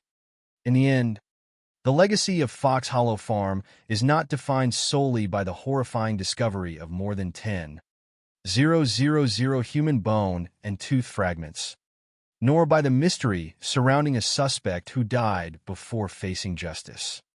Its enduring legacy lies in the determination of investigators, forensic scientists, and victims' families who refuse to let the passage of time erase the truth.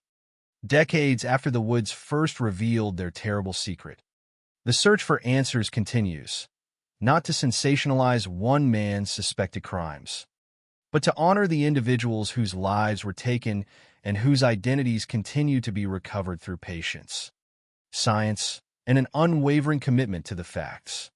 As long as unidentified remains still exist and families continue waiting for answers, the story of Fox Hollow Farm cannot truly be considered over.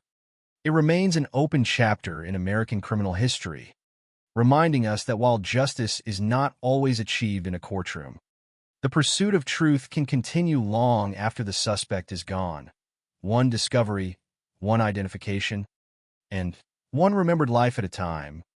As the years have passed, the story of Fox Hollow Farm has gradually shifted from being viewed solely as the investigation of a suspected serial killer to becoming an enduring example of how science, persistence, and compassion can continue serving victims long after a criminal case appears to have reached its conclusion. Herb Baumeister died on July 3, 1996, before investigators could question him, leaving behind no confession and no meaningful explanation for the evidence discovered on his property. In many investigations, the death of the primary suspect would effectively bring the case to an end. At Fox Hollow Farm, however, it marked the beginning of a different kind of mission. Rather than focusing on prosecution, authorities dedicated themselves to identifying the unknown, reconstructing what could still be learned, and providing long overdue answers to families who had spent years searching for loved ones who never came home. That effort continues today, illustrating that justice can take forms beyond criminal convictions. One of the most remarkable aspects of the Fox Hollow Farm investigation is its dependence on continually evolving forensic technology. When investigators first recovered more than 10,000 human bone and tooth fragments in 1996, the available DNA techniques were limited by the condition of the evidence. Many of the remains had been exposed to the elements for years. Others showed signs of burning or fragmentation, making traditional identification methods extraordinarily difficult. At the time, even highly experienced forensic scientists recognized that some victims might never be identified. Yet science rarely stands still. During the decades that followed, advances in DNA extraction and genetic genealogy transformed possibilities that once seemed beyond reach. Bone fragments previously considered unsuitable for analysis could now provide genetic information, capable of identifying individuals with a level of precision unimaginable during the original investigation. Each improvement allowed authorities to revisit evidence that had remained in storage for years, sometimes producing answers where none had existed before. These scientific developments have carried profound emotional significance for the families involved. Every successful identification means that another missing person is no longer listed simply as unresolved. Instead, that individual regains a name, an identity, and a place within the historical record. Families who spent decades wondering whether a loved one might still be alive finally receive confirmation of what happened. Painful though that confirmation may be, while no forensic discovery can erase the loss they experienced, it can replace uncertainty with truth. For investigators, that objective has become one of the most meaningful outcomes of the entire case. The work is no longer about proving who committed the crimes. It is about ensuring that those who lost their lives are remembered as individuals rather than anonymous evidence recovered from a crime scene. Throughout the investigation, authorities have consistently emphasized the importance of distinguishing between established facts and unanswered questions. They have identified at least 11 individuals from the remains recovered at Fox Hollow Farm, while acknowledging that the total number of victims may ultimately prove to be 20 to 25 or even more. Because the remains were burned, fragmented, and intermixed, an exact count may never be possible.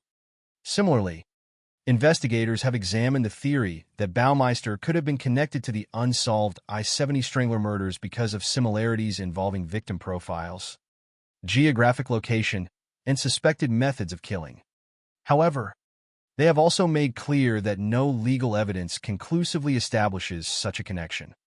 The I-70 Strangler investigation remains officially unsolved, and responsible reporting requires recognizing that similarity alone cannot substitute for proof. These distinctions matter because they preserve the integrity of the investigation. In cases that attract widespread public attention, speculation can easily become confused with documented evidence. Fox Hollow Farm has generated numerous theories over the years, yet the strongest foundation remains the physical evidence recovered from the property. The testimony of surviving witness Mark Goodyear, the documented disappearances of numerous men connected to Indianapolis LGBTQ community, and the continuing forensic identification of human remains. Beyond those facts, many questions remain unanswered, and investigators have consistently resisted presenting speculation as certainty. The absence of a confession has also left Baumeister's motivations unresolved. Without statements from the suspect himself, authorities cannot conclusively explain why these crimes occurred. Various psychological theories have been discussed by experts over the years, including ideas involving control, violence, or sexual motivation, but none can be presented as established fact. The investigation, therefore, remains focused not on attempting to explain what cannot be known, but on documenting what the available evidence supports. This careful commitment to factual accuracy is one reason the Fox Hollow Farm investigation continues to be studied as an important case in American criminal history. It demonstrates both the strengths and limitations of forensic investigations when a suspect dies. Before legal proceedings can begin, perhaps the most enduring lesson of Fox Hollow Farm lies in the extraordinary contrast between outward appearance and hidden reality.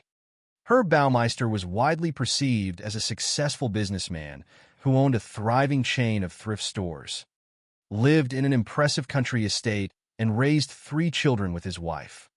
Those who encountered him through his business or within his community had little reason to suspect that investigators would one day associate his property with one of Indiana's largest recoveries of human remains. That contrast continues to fascinate and disturb people because it challenges assumptions about how danger presents itself. Yet the lasting focus of the investigation has never been simply the contradiction between Baumeister's public image and the evidence found at Fox Hollow Farm. Instead, it has become a reminder of the importance of listening to witnesses, carefully investigating missing person cases, and continuing forensic work even when immediate answers appear impossible. The testimony provided by Mark Goodyear became invaluable because he survived an encounter that investigators believe reflected the methods later supported by physical evidence. The decision by Julie Baumeister to allow authorities to search Fox Hollow Farm opened the door to discoveries that otherwise might have remained hidden. The persistence of forensic scientists ensured that thousands of recovered bone fragments were carefully preserved rather than dismissed as evidence too damaged to analyze. Each of these actions contributed to uncovering a truth that had remained buried for years. Today, nearly 3 decades after investigators first entered the woods behind Fox Hollow Farm, the property stands as more than a former crime scene. It represents an ongoing commitment to scientific investigation, careful documentation, and respect for victims whose stories might otherwise have disappeared. Every newly identified set of remains serves as a reminder that the investigation is not measured only by arrests or convictions. It is also measured by the names restored, the families informed, and the historical record corrected. Fox Hollow Farm remains one of the most haunting investigations in the United States, not simply because of the number of human remains recovered, but because it illustrates how many questions can survive even after a suspect is gone. No courtroom testimony will ever explain precisely what happened inside that secluded property. No confession will ever clarify how many victims there truly were or whether additional crimes occurred beyond those investigators were able to document. Those answers may never exist. What does exist is an extraordinary body of evidence, decades of careful forensic work, and an unwavering determination to identify every possible victim. In the end, the story of Fox Hollow Farm is not defined by the silence of the man investigators believed responsible. It is defined by the voices of the families who never stopped searching, the investigators who refused to abandon the case, and the scientists whose work continues to restore identities one by one. As long as unidentified remains continue to be examined and new DNA techniques continue to advance, the final chapter of this investigation has yet to be written. The woods of Fox Hollow Farm have already revealed one of the darkest secrets in Indiana's history. Even today, they continue to remind us that while some mysteries may never be solved completely, the pursuit of truth, dignity, and remembrance does not end with the death of a suspect. It continues for every victim whose name has been recovered, for every family that finally receives an answer, and for every unanswered question that still waits beneath the weight of history. The story of Herb Baumeister and Fox Hollow Farm remains one of the most disturbing investigations in Indiana's history because it combines several elements that make a criminal case uniquely difficult to understand. A suspect who appeared ordinary to the outside world, victims whose disappearances were not immediately connected, a crime scene that contained thousands of fragments rather than clear answers, and a conclusion that arrived without a trial. Nearly 3 decades after investigators first entered the wooded property in Westfield, many questions remain unanswered. Yet the continuing investigation has also revealed something equally important. Behind every piece of evidence recovered from Fox Hollow Farm was a human life, and behind every unidentified fragment was a family searching for the truth. The case is often remembered because of Herb Baumeister, but the lasting significance of Fox Hollow Farm belongs to the victims and to the ongoing effort to restore their identities. Before the investigation became known nationwide, the victims were simply missing people. They were sons, brothers, friends, and members of their communities. Many were young men who had lives, relationships, and plans for the future. Their disappearances occurred during a period when some members of the LGBTQ community faced social pressures that made personal lives more private.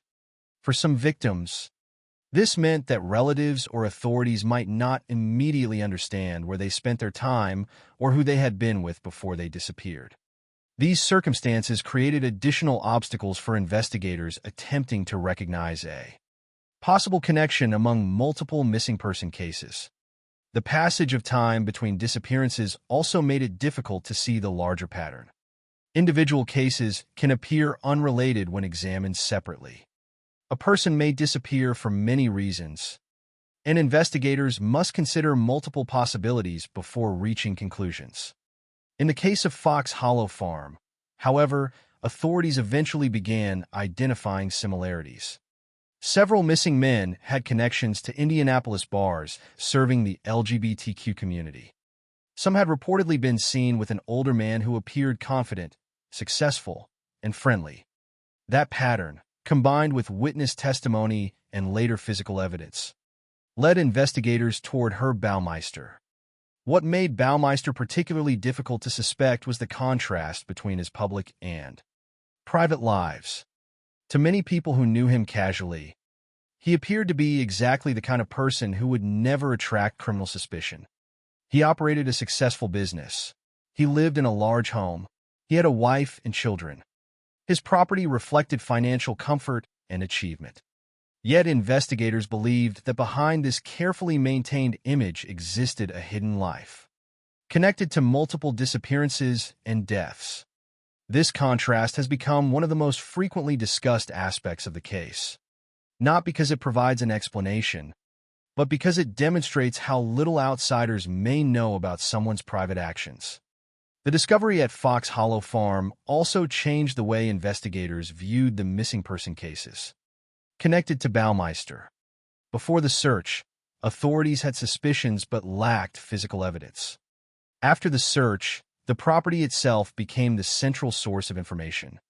The thousands of bone and tooth fragments recovered from the wooded areas behind the home provided undeniable evidence that multiple individuals had died there.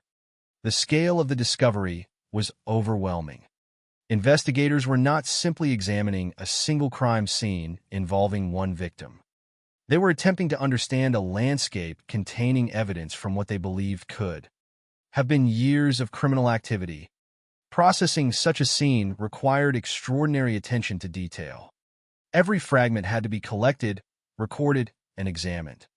Unlike many homicide investigations where forensic teams can analyze a complete body and determine identity through fingerprints, dental records, or DNA, Fox Hollow Farm presented a much more complicated challenge. Many remains were damaged beyond easy recognition. Some had been burned. Others had been broken apart. Multiple individuals' remains were mixed together, creating difficulties in determining which fragments belonged to which person. The investigation therefore became a long-term effort rather than a single moment of discovery. One of the most important developments in the case has been the continued identification of victims. Through improving forensic technology, when the remains were first recovered, many could not be identified. Decades later, scientific advances allowed investigators to return to evidence that had once seemed impossible to analyze. Through improved DNA methods and genetic genealogy techniques, authorities have gradually been able to identify additional victims. Each identification has provided an answer to families who had lived with uncertainty for years. These discoveries also reinforce a central principle of forensic investigation: Evidence does not lose its importance simply because time passes. A fragment recovered decades earlier may still hold information waiting for the right technology to reveal it. The case has also raised difficult questions about the limits of what can ever be known. Because Baumeister died before investigators could question him, many details surrounding the suspected crimes will likely remain uncertain forever. No interrogation record exists. No confession explains what happened. No courtroom testimony provides a complete account of events inside Fox Hollow Farm. Investigators have reconstructed much of the case through evidence and witness statements, but reconstruction is not the same as certainty. Some questions may never receive definitive answers. One of the most persistent questions concerns the number of victims. Authorities have identified at least 11 individuals connected to the remains recovered from the property. However, investigators believe the actual number may be much higher, possibly 20 to 25 victims or more. The inability to determine an exact number is one of the most haunting aspects of the case. Thousands of fragments were recovered, but not every fragment can be assigned to a specific individual. Some victims may have never been reported missing. Others may remain unidentified despite years of scientific effort. Each possibility represents a person whose story has not yet been fully recovered. The theory that Baumeister may have been connected to the I-70 Strangler investigation has also contributed to the continuing interest in the case. The similarities between the victims, suspected methods, and geographic areas involved have caused investigators and researchers to consider whether one person could have been responsible for both series of crimes. However, no legal evidence has confirmed that connection. The I-70 Strangler case remains officially unsolved, and linking it to Baumeister would require evidence that has not been established. This uncertainty reflects a broader reality of criminal investigations. Similarities can guide investigators toward possibilities, but only evidence can establish facts. The absence of a trial has also shaped how the public remembers Fox Hollow Farm. In many famous criminal cases, the courtroom becomes the final stage where evidence is presented and conclusions are reached. Fox Hollow Farm never had that final stage. There was no jury decision. There was no verdict. There was no opportunity for victims' families to hear a complete explanation from the person accused of causing their suffering. Instead, the investigation remains preserved through forensic reports, witness accounts, and the continued identification of remains. While this may leave some questions unanswered, it does not diminish the significance of the evidence that investigators uncovered. The work surrounding Fox Hollow Farm continues because the search for truth does not depend solely on the possibility of punishment. It also depends on the responsibility to remember victims and provide answers wherever possible. Every identified victim represents a family receiving long-awaited information. Every forensic breakthrough represents progress toward understanding what happened. Every preserved piece of evidence represents a commitment to ensuring that those who disappeared are not forgotten. The story of Herb Baumeister is therefore not only a story about a suspected serial killer. It is a story about the people whose lives were interrupted, the investigators who continued searching despite enormous challenges, and the scientists who transformed impossible questions into discoveries. Fox Hollow Farm remains a place associated with tragedy, but the continuing investigation demonstrates that even in cases marked by uncertainty, meaningful answers can still be found. The final truth about every victim, every event, and every unanswered question may never be completely known. However, the effort to uncover what can be known continues. And as long as investigators continue examining evidence and families continue waiting for answers, the story of Fox Hollow Farm remains unfinished. Not because the victims have been forgotten, but because their stories are still being recovered. The investigation into Herb Baumeister and Fox Hollow Farm stands as a reminder that some criminal cases do not end when the suspect disappears or when the headlines fade. Instead, they continue through the determination of investigators. the patience of forensic scientists, and the persistence of families who refuse to stop searching for answers. Although Baumeister's death in 1996 removed the possibility of a traditional criminal trial, the questions surrounding Fox Hollow Farm have remained alive for decades. Every newly identified victim, every scientific breakthrough, and every additional piece of information has added another chapter to a case that remains incomplete. The focus of the investigation has gradually moved away from the person suspected of committing the crimes and toward the people whose lives were taken, ensuring that the victims remain at the center of the story. When authorities first discovered the human remains scattered throughout the wooded areas of Fox Hollow Farm, they faced a situation unlike many homicide investigations. The evidence was extensive but severely damaged. More than 10,000 bone and tooth fragments were recovered. Yet the condition of those remains created enormous challenges. Investigators were not presented with a simple question of identifying one victim and determining what happened.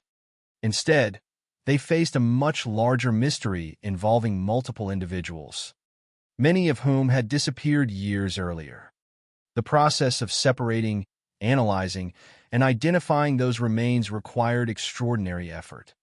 Each fragment had to be treated as potentially significant because it could represent a person whose family was still searching for answers. Over time, the investigation demonstrated the importance of combining traditional investigative methods with advancing technology. Witness statements, missing person reports, and physical evidence created the foundation of the case, while modern DNA techniques provided new opportunities decades after the original discoveries. The ability to revisit old evidence changed the direction of the investigation. What once appeared impossible gradually became achievable as forensic science improved. This process has not only helped identify victims, but has also shown how criminal investigations can continue evolving long after the initial discovery of evidence. Among the most important contributions to the investigation was the information provided by individuals who had interacted with Baumeister before the discovery of the remains. Mark Goodyear's account became particularly significant because he survived an encounter at Fox Hollow Farm. His description of meeting Baumeister, visiting the property, and experiencing behavior that made him believe he was in danger gave investigators a rare perspective into the environment where they believed some victims spent their final moments. Unlike the victims who disappeared, Goodyear was able to provide a direct account of his experience. His testimony helped investigators understand how Baumeister may have approached potential victims. According to the information available, Baumeister often presented himself as a successful and friendly businessman. He appeared approachable, offered drinks, and invited people to continue socializing at his home. This method of gaining trust was important because it suggested that many encounters may have begun without obvious signs of danger. The victims may have believed they were accepting an ordinary invitation from someone who appeared harmless. The investigation later suggested that this trust was exploited. However, because Baumeister died before questioning, many specific details about individual encounters remain unknown. One of the most painful aspects of the case is the fact that many families spent years without knowing what happened to their loved ones. Missing person cases create a unique form of suffering because uncertainty can last indefinitely. Families are often forced to live between hope and fear, unsure whether to continue searching or accept the possibility of loss. The identifications made through forensic work have provided answers, but those answers have also brought painful confirmation. Learning the truth about a loved one's death is devastating. Yet many families have expressed that knowing what happened is better than living with unanswered questions forever. The ongoing work at Fox Hollow Farm reflects a broader commitment within forensic investigation. Victims deserve recognition, even when years have passed. A person should not disappear into history simply because evidence was difficult to analyze or because circumstances prevented a trial. The process of identification restores dignity to individuals who were reduced to anonymous remains. during the early stages of the investigation. It gives families a name, a record, and a place to remember their loved ones. The case also highlights the importance of examining missing person investigations carefully and recognizing patterns that may not be obvious at first. During the period when several men disappeared in Indianapolis, many factors made it difficult to immediately identify a connection. The victims came from a community that sometimes faced social challenges and privacy concerns. Some disappearances were not reported immediately. Information that might have connected different cases was scattered among different reports and agencies. Only after investigators began examining similarities did a larger pattern become visible. This aspect of the investigation serves as an important lesson for law enforcement. Every missing person represents a significant case, and patterns may only emerge when individual reports are viewed together. The unanswered questions surrounding Baumeister's possible involvement in additional crimes continue to attract attention. The theory connecting him to the I-70 Strangler murders remains one of the most discussed possibilities. The similarities between the cases have caused some researchers and observers to consider whether Baumeister may have been responsible for other deaths beyond those connected to Fox Hollow Farm. However, no definitive evidence has established that connection. Without a confession, additional forensic proof, or legal findings, the theory remains unconfirmed. Responsible examination of the case requires acknowledging both what investigators know and what remains uncertain.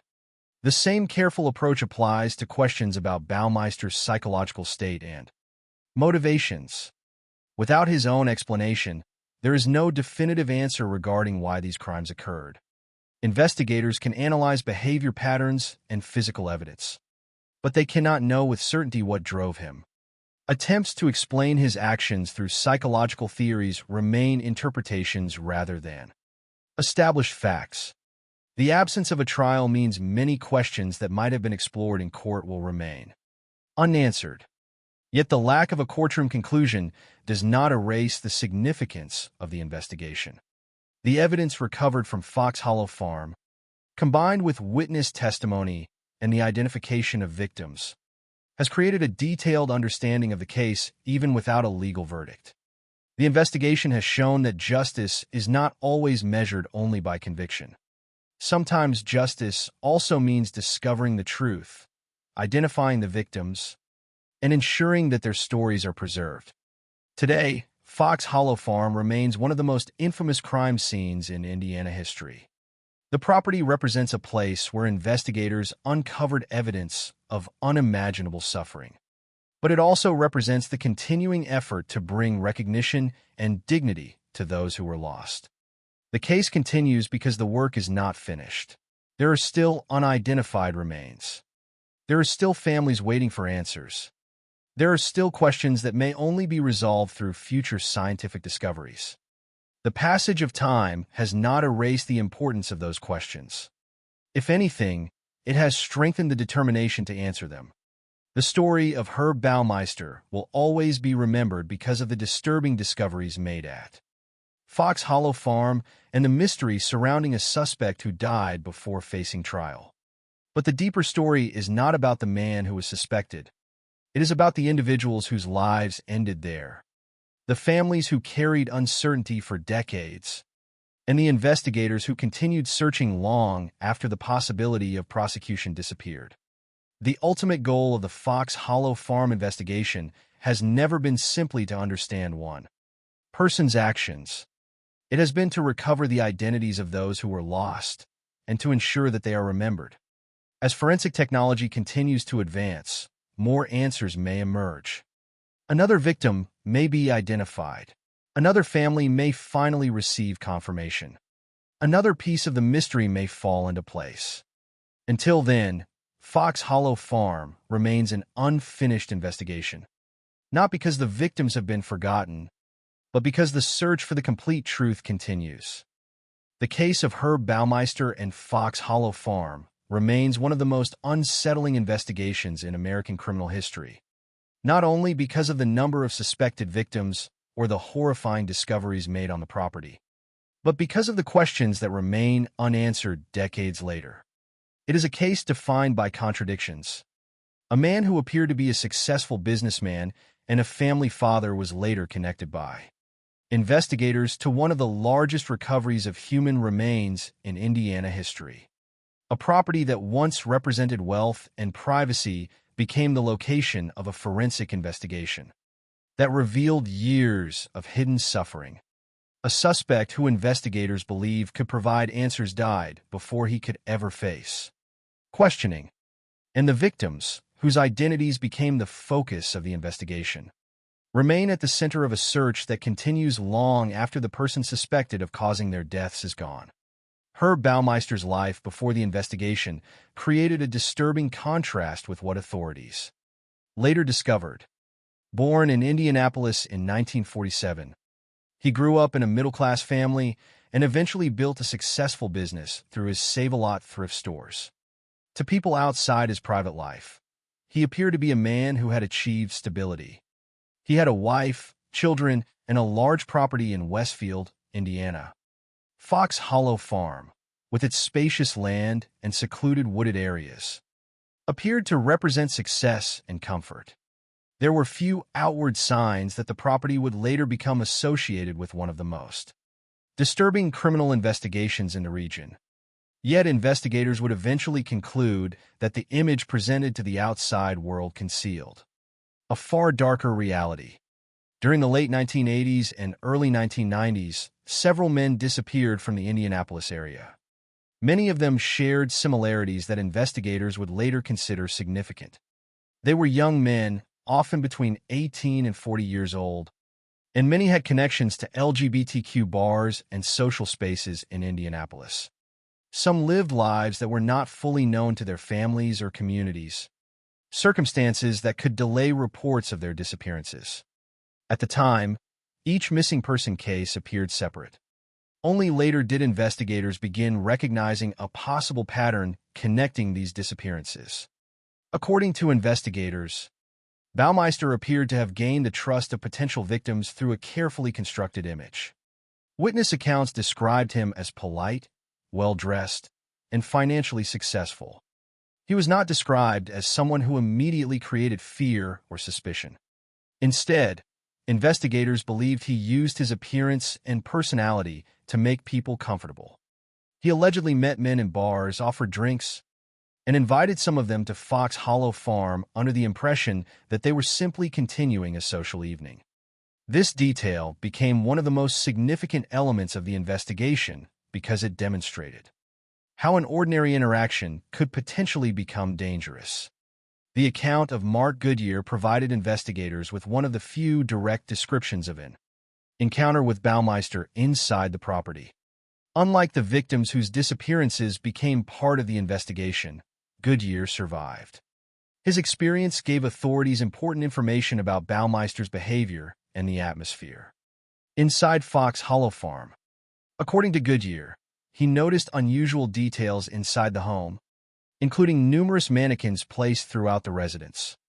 Later, he described an encounter in which Baumeister introduced a form of sexual activity involving strangulation.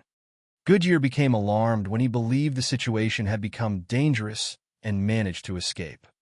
His testimony became a critical part of the investigation because it supported the theory that Baumeister may have used strangulation as a method of killing. The discovery of the remains at Fox Hollow Farm would later make that possibility even more significant. The turning point in the case came when investigators were finally able to search the property in June 1996, after Julie Baumeister agreed to allow authorities to examine the land. Investigators entered the wooded areas behind the home. What they discovered transformed the investigation completely. Human remains were found throughout the property. Bones, teeth, skull fragments, and other evidence indicated that multiple individuals had died there. As the search continued, the scale of the discovery became clear. Authorities recovered more than 10,000 bone and tooth fragments, many of which showed signs of burning, fragmentation, or damage. The condition of the remains suggested deliberate attempts to destroy or conceal evidence. However, the destruction of the evidence also created enormous difficulties. Instead of finding complete skeletons that could easily be examined, investigators were left with thousands of separate pieces that had to be carefully analyzed. Determining the number of victims became one of the greatest challenges of the investigation. Because Baumeister had already fled Indiana and later died by suicide in Canada, investigators lost the opportunity to obtain answers directly from him. On July 3, 1996, authorities found Baumeister dead in Ontario, Canada. He had taken his own life using a firearm. A suicide letter was discovered, but it did not contain a confession or explanation regarding the human remains found at Fox Hollow Farm. Instead, the letter focused on personal issues, including financial problems and the collapse of his marriage. For investigators and victims' families, this meant that many questions would remain unanswered forever. There would be no trial. There would be no testimony from Baumeister. There would be no opportunity to ask him how many victims there were or what happened to each person who disappeared. The absence of a trial created a unique situation. Investigators could continue analyzing evidence, but there would never be a legal conclusion determining guilt or innocence in a courtroom. Baumeister became the central figure in one of Indiana's most infamous investigations. But the allegations against him were never tested through the judicial process. Instead, the case continued through forensic science and victim identification. Over the years, authorities have identified several victims connected to the remains recovered from Fox Hollow Farm. Individuals such as John "Johnny" Bayer, Jeffrey Allen Jones, Richard Douglas Hamilton Jr., Stephen Hale, Roger Goodlett, Alan Broussard, Alan Livingston, Manuel Resendez, and Daniel Thomas Halloran were among those identified through continued investigative efforts.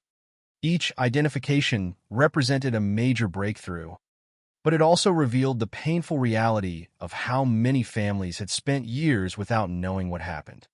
Modern DNA technology has played a crucial role in these discoveries. Evidence that could not be fully analyzed in the 1990s has been revisited using improved methods. Genetic genealogy and advanced forensic techniques have allowed investigators to uncover information that was previously inaccessible. This process demonstrates that even decades-old evidence can continue providing answers when science advances. However, many questions remain. Authorities have confirmed at least 11 victims connected to the recovered remains, but investigators believe the total number may be much higher. Estimates suggest that 20 to 25 victims, or possibly more, may have been involved, because the remains were so severely damaged and mixed together. Establishing a precise number may never be possible. Another unanswered question involves whether Baumeister was connected to the I-70 Strangler murders. Similarities between the cases have led some to consider the possibility that he may have been responsible for additional crimes. However, no definitive evidence has established that connection. The I-70 Strangler case remains officially unsolved, and any link to Baumeister remains a theory rather than a proven fact.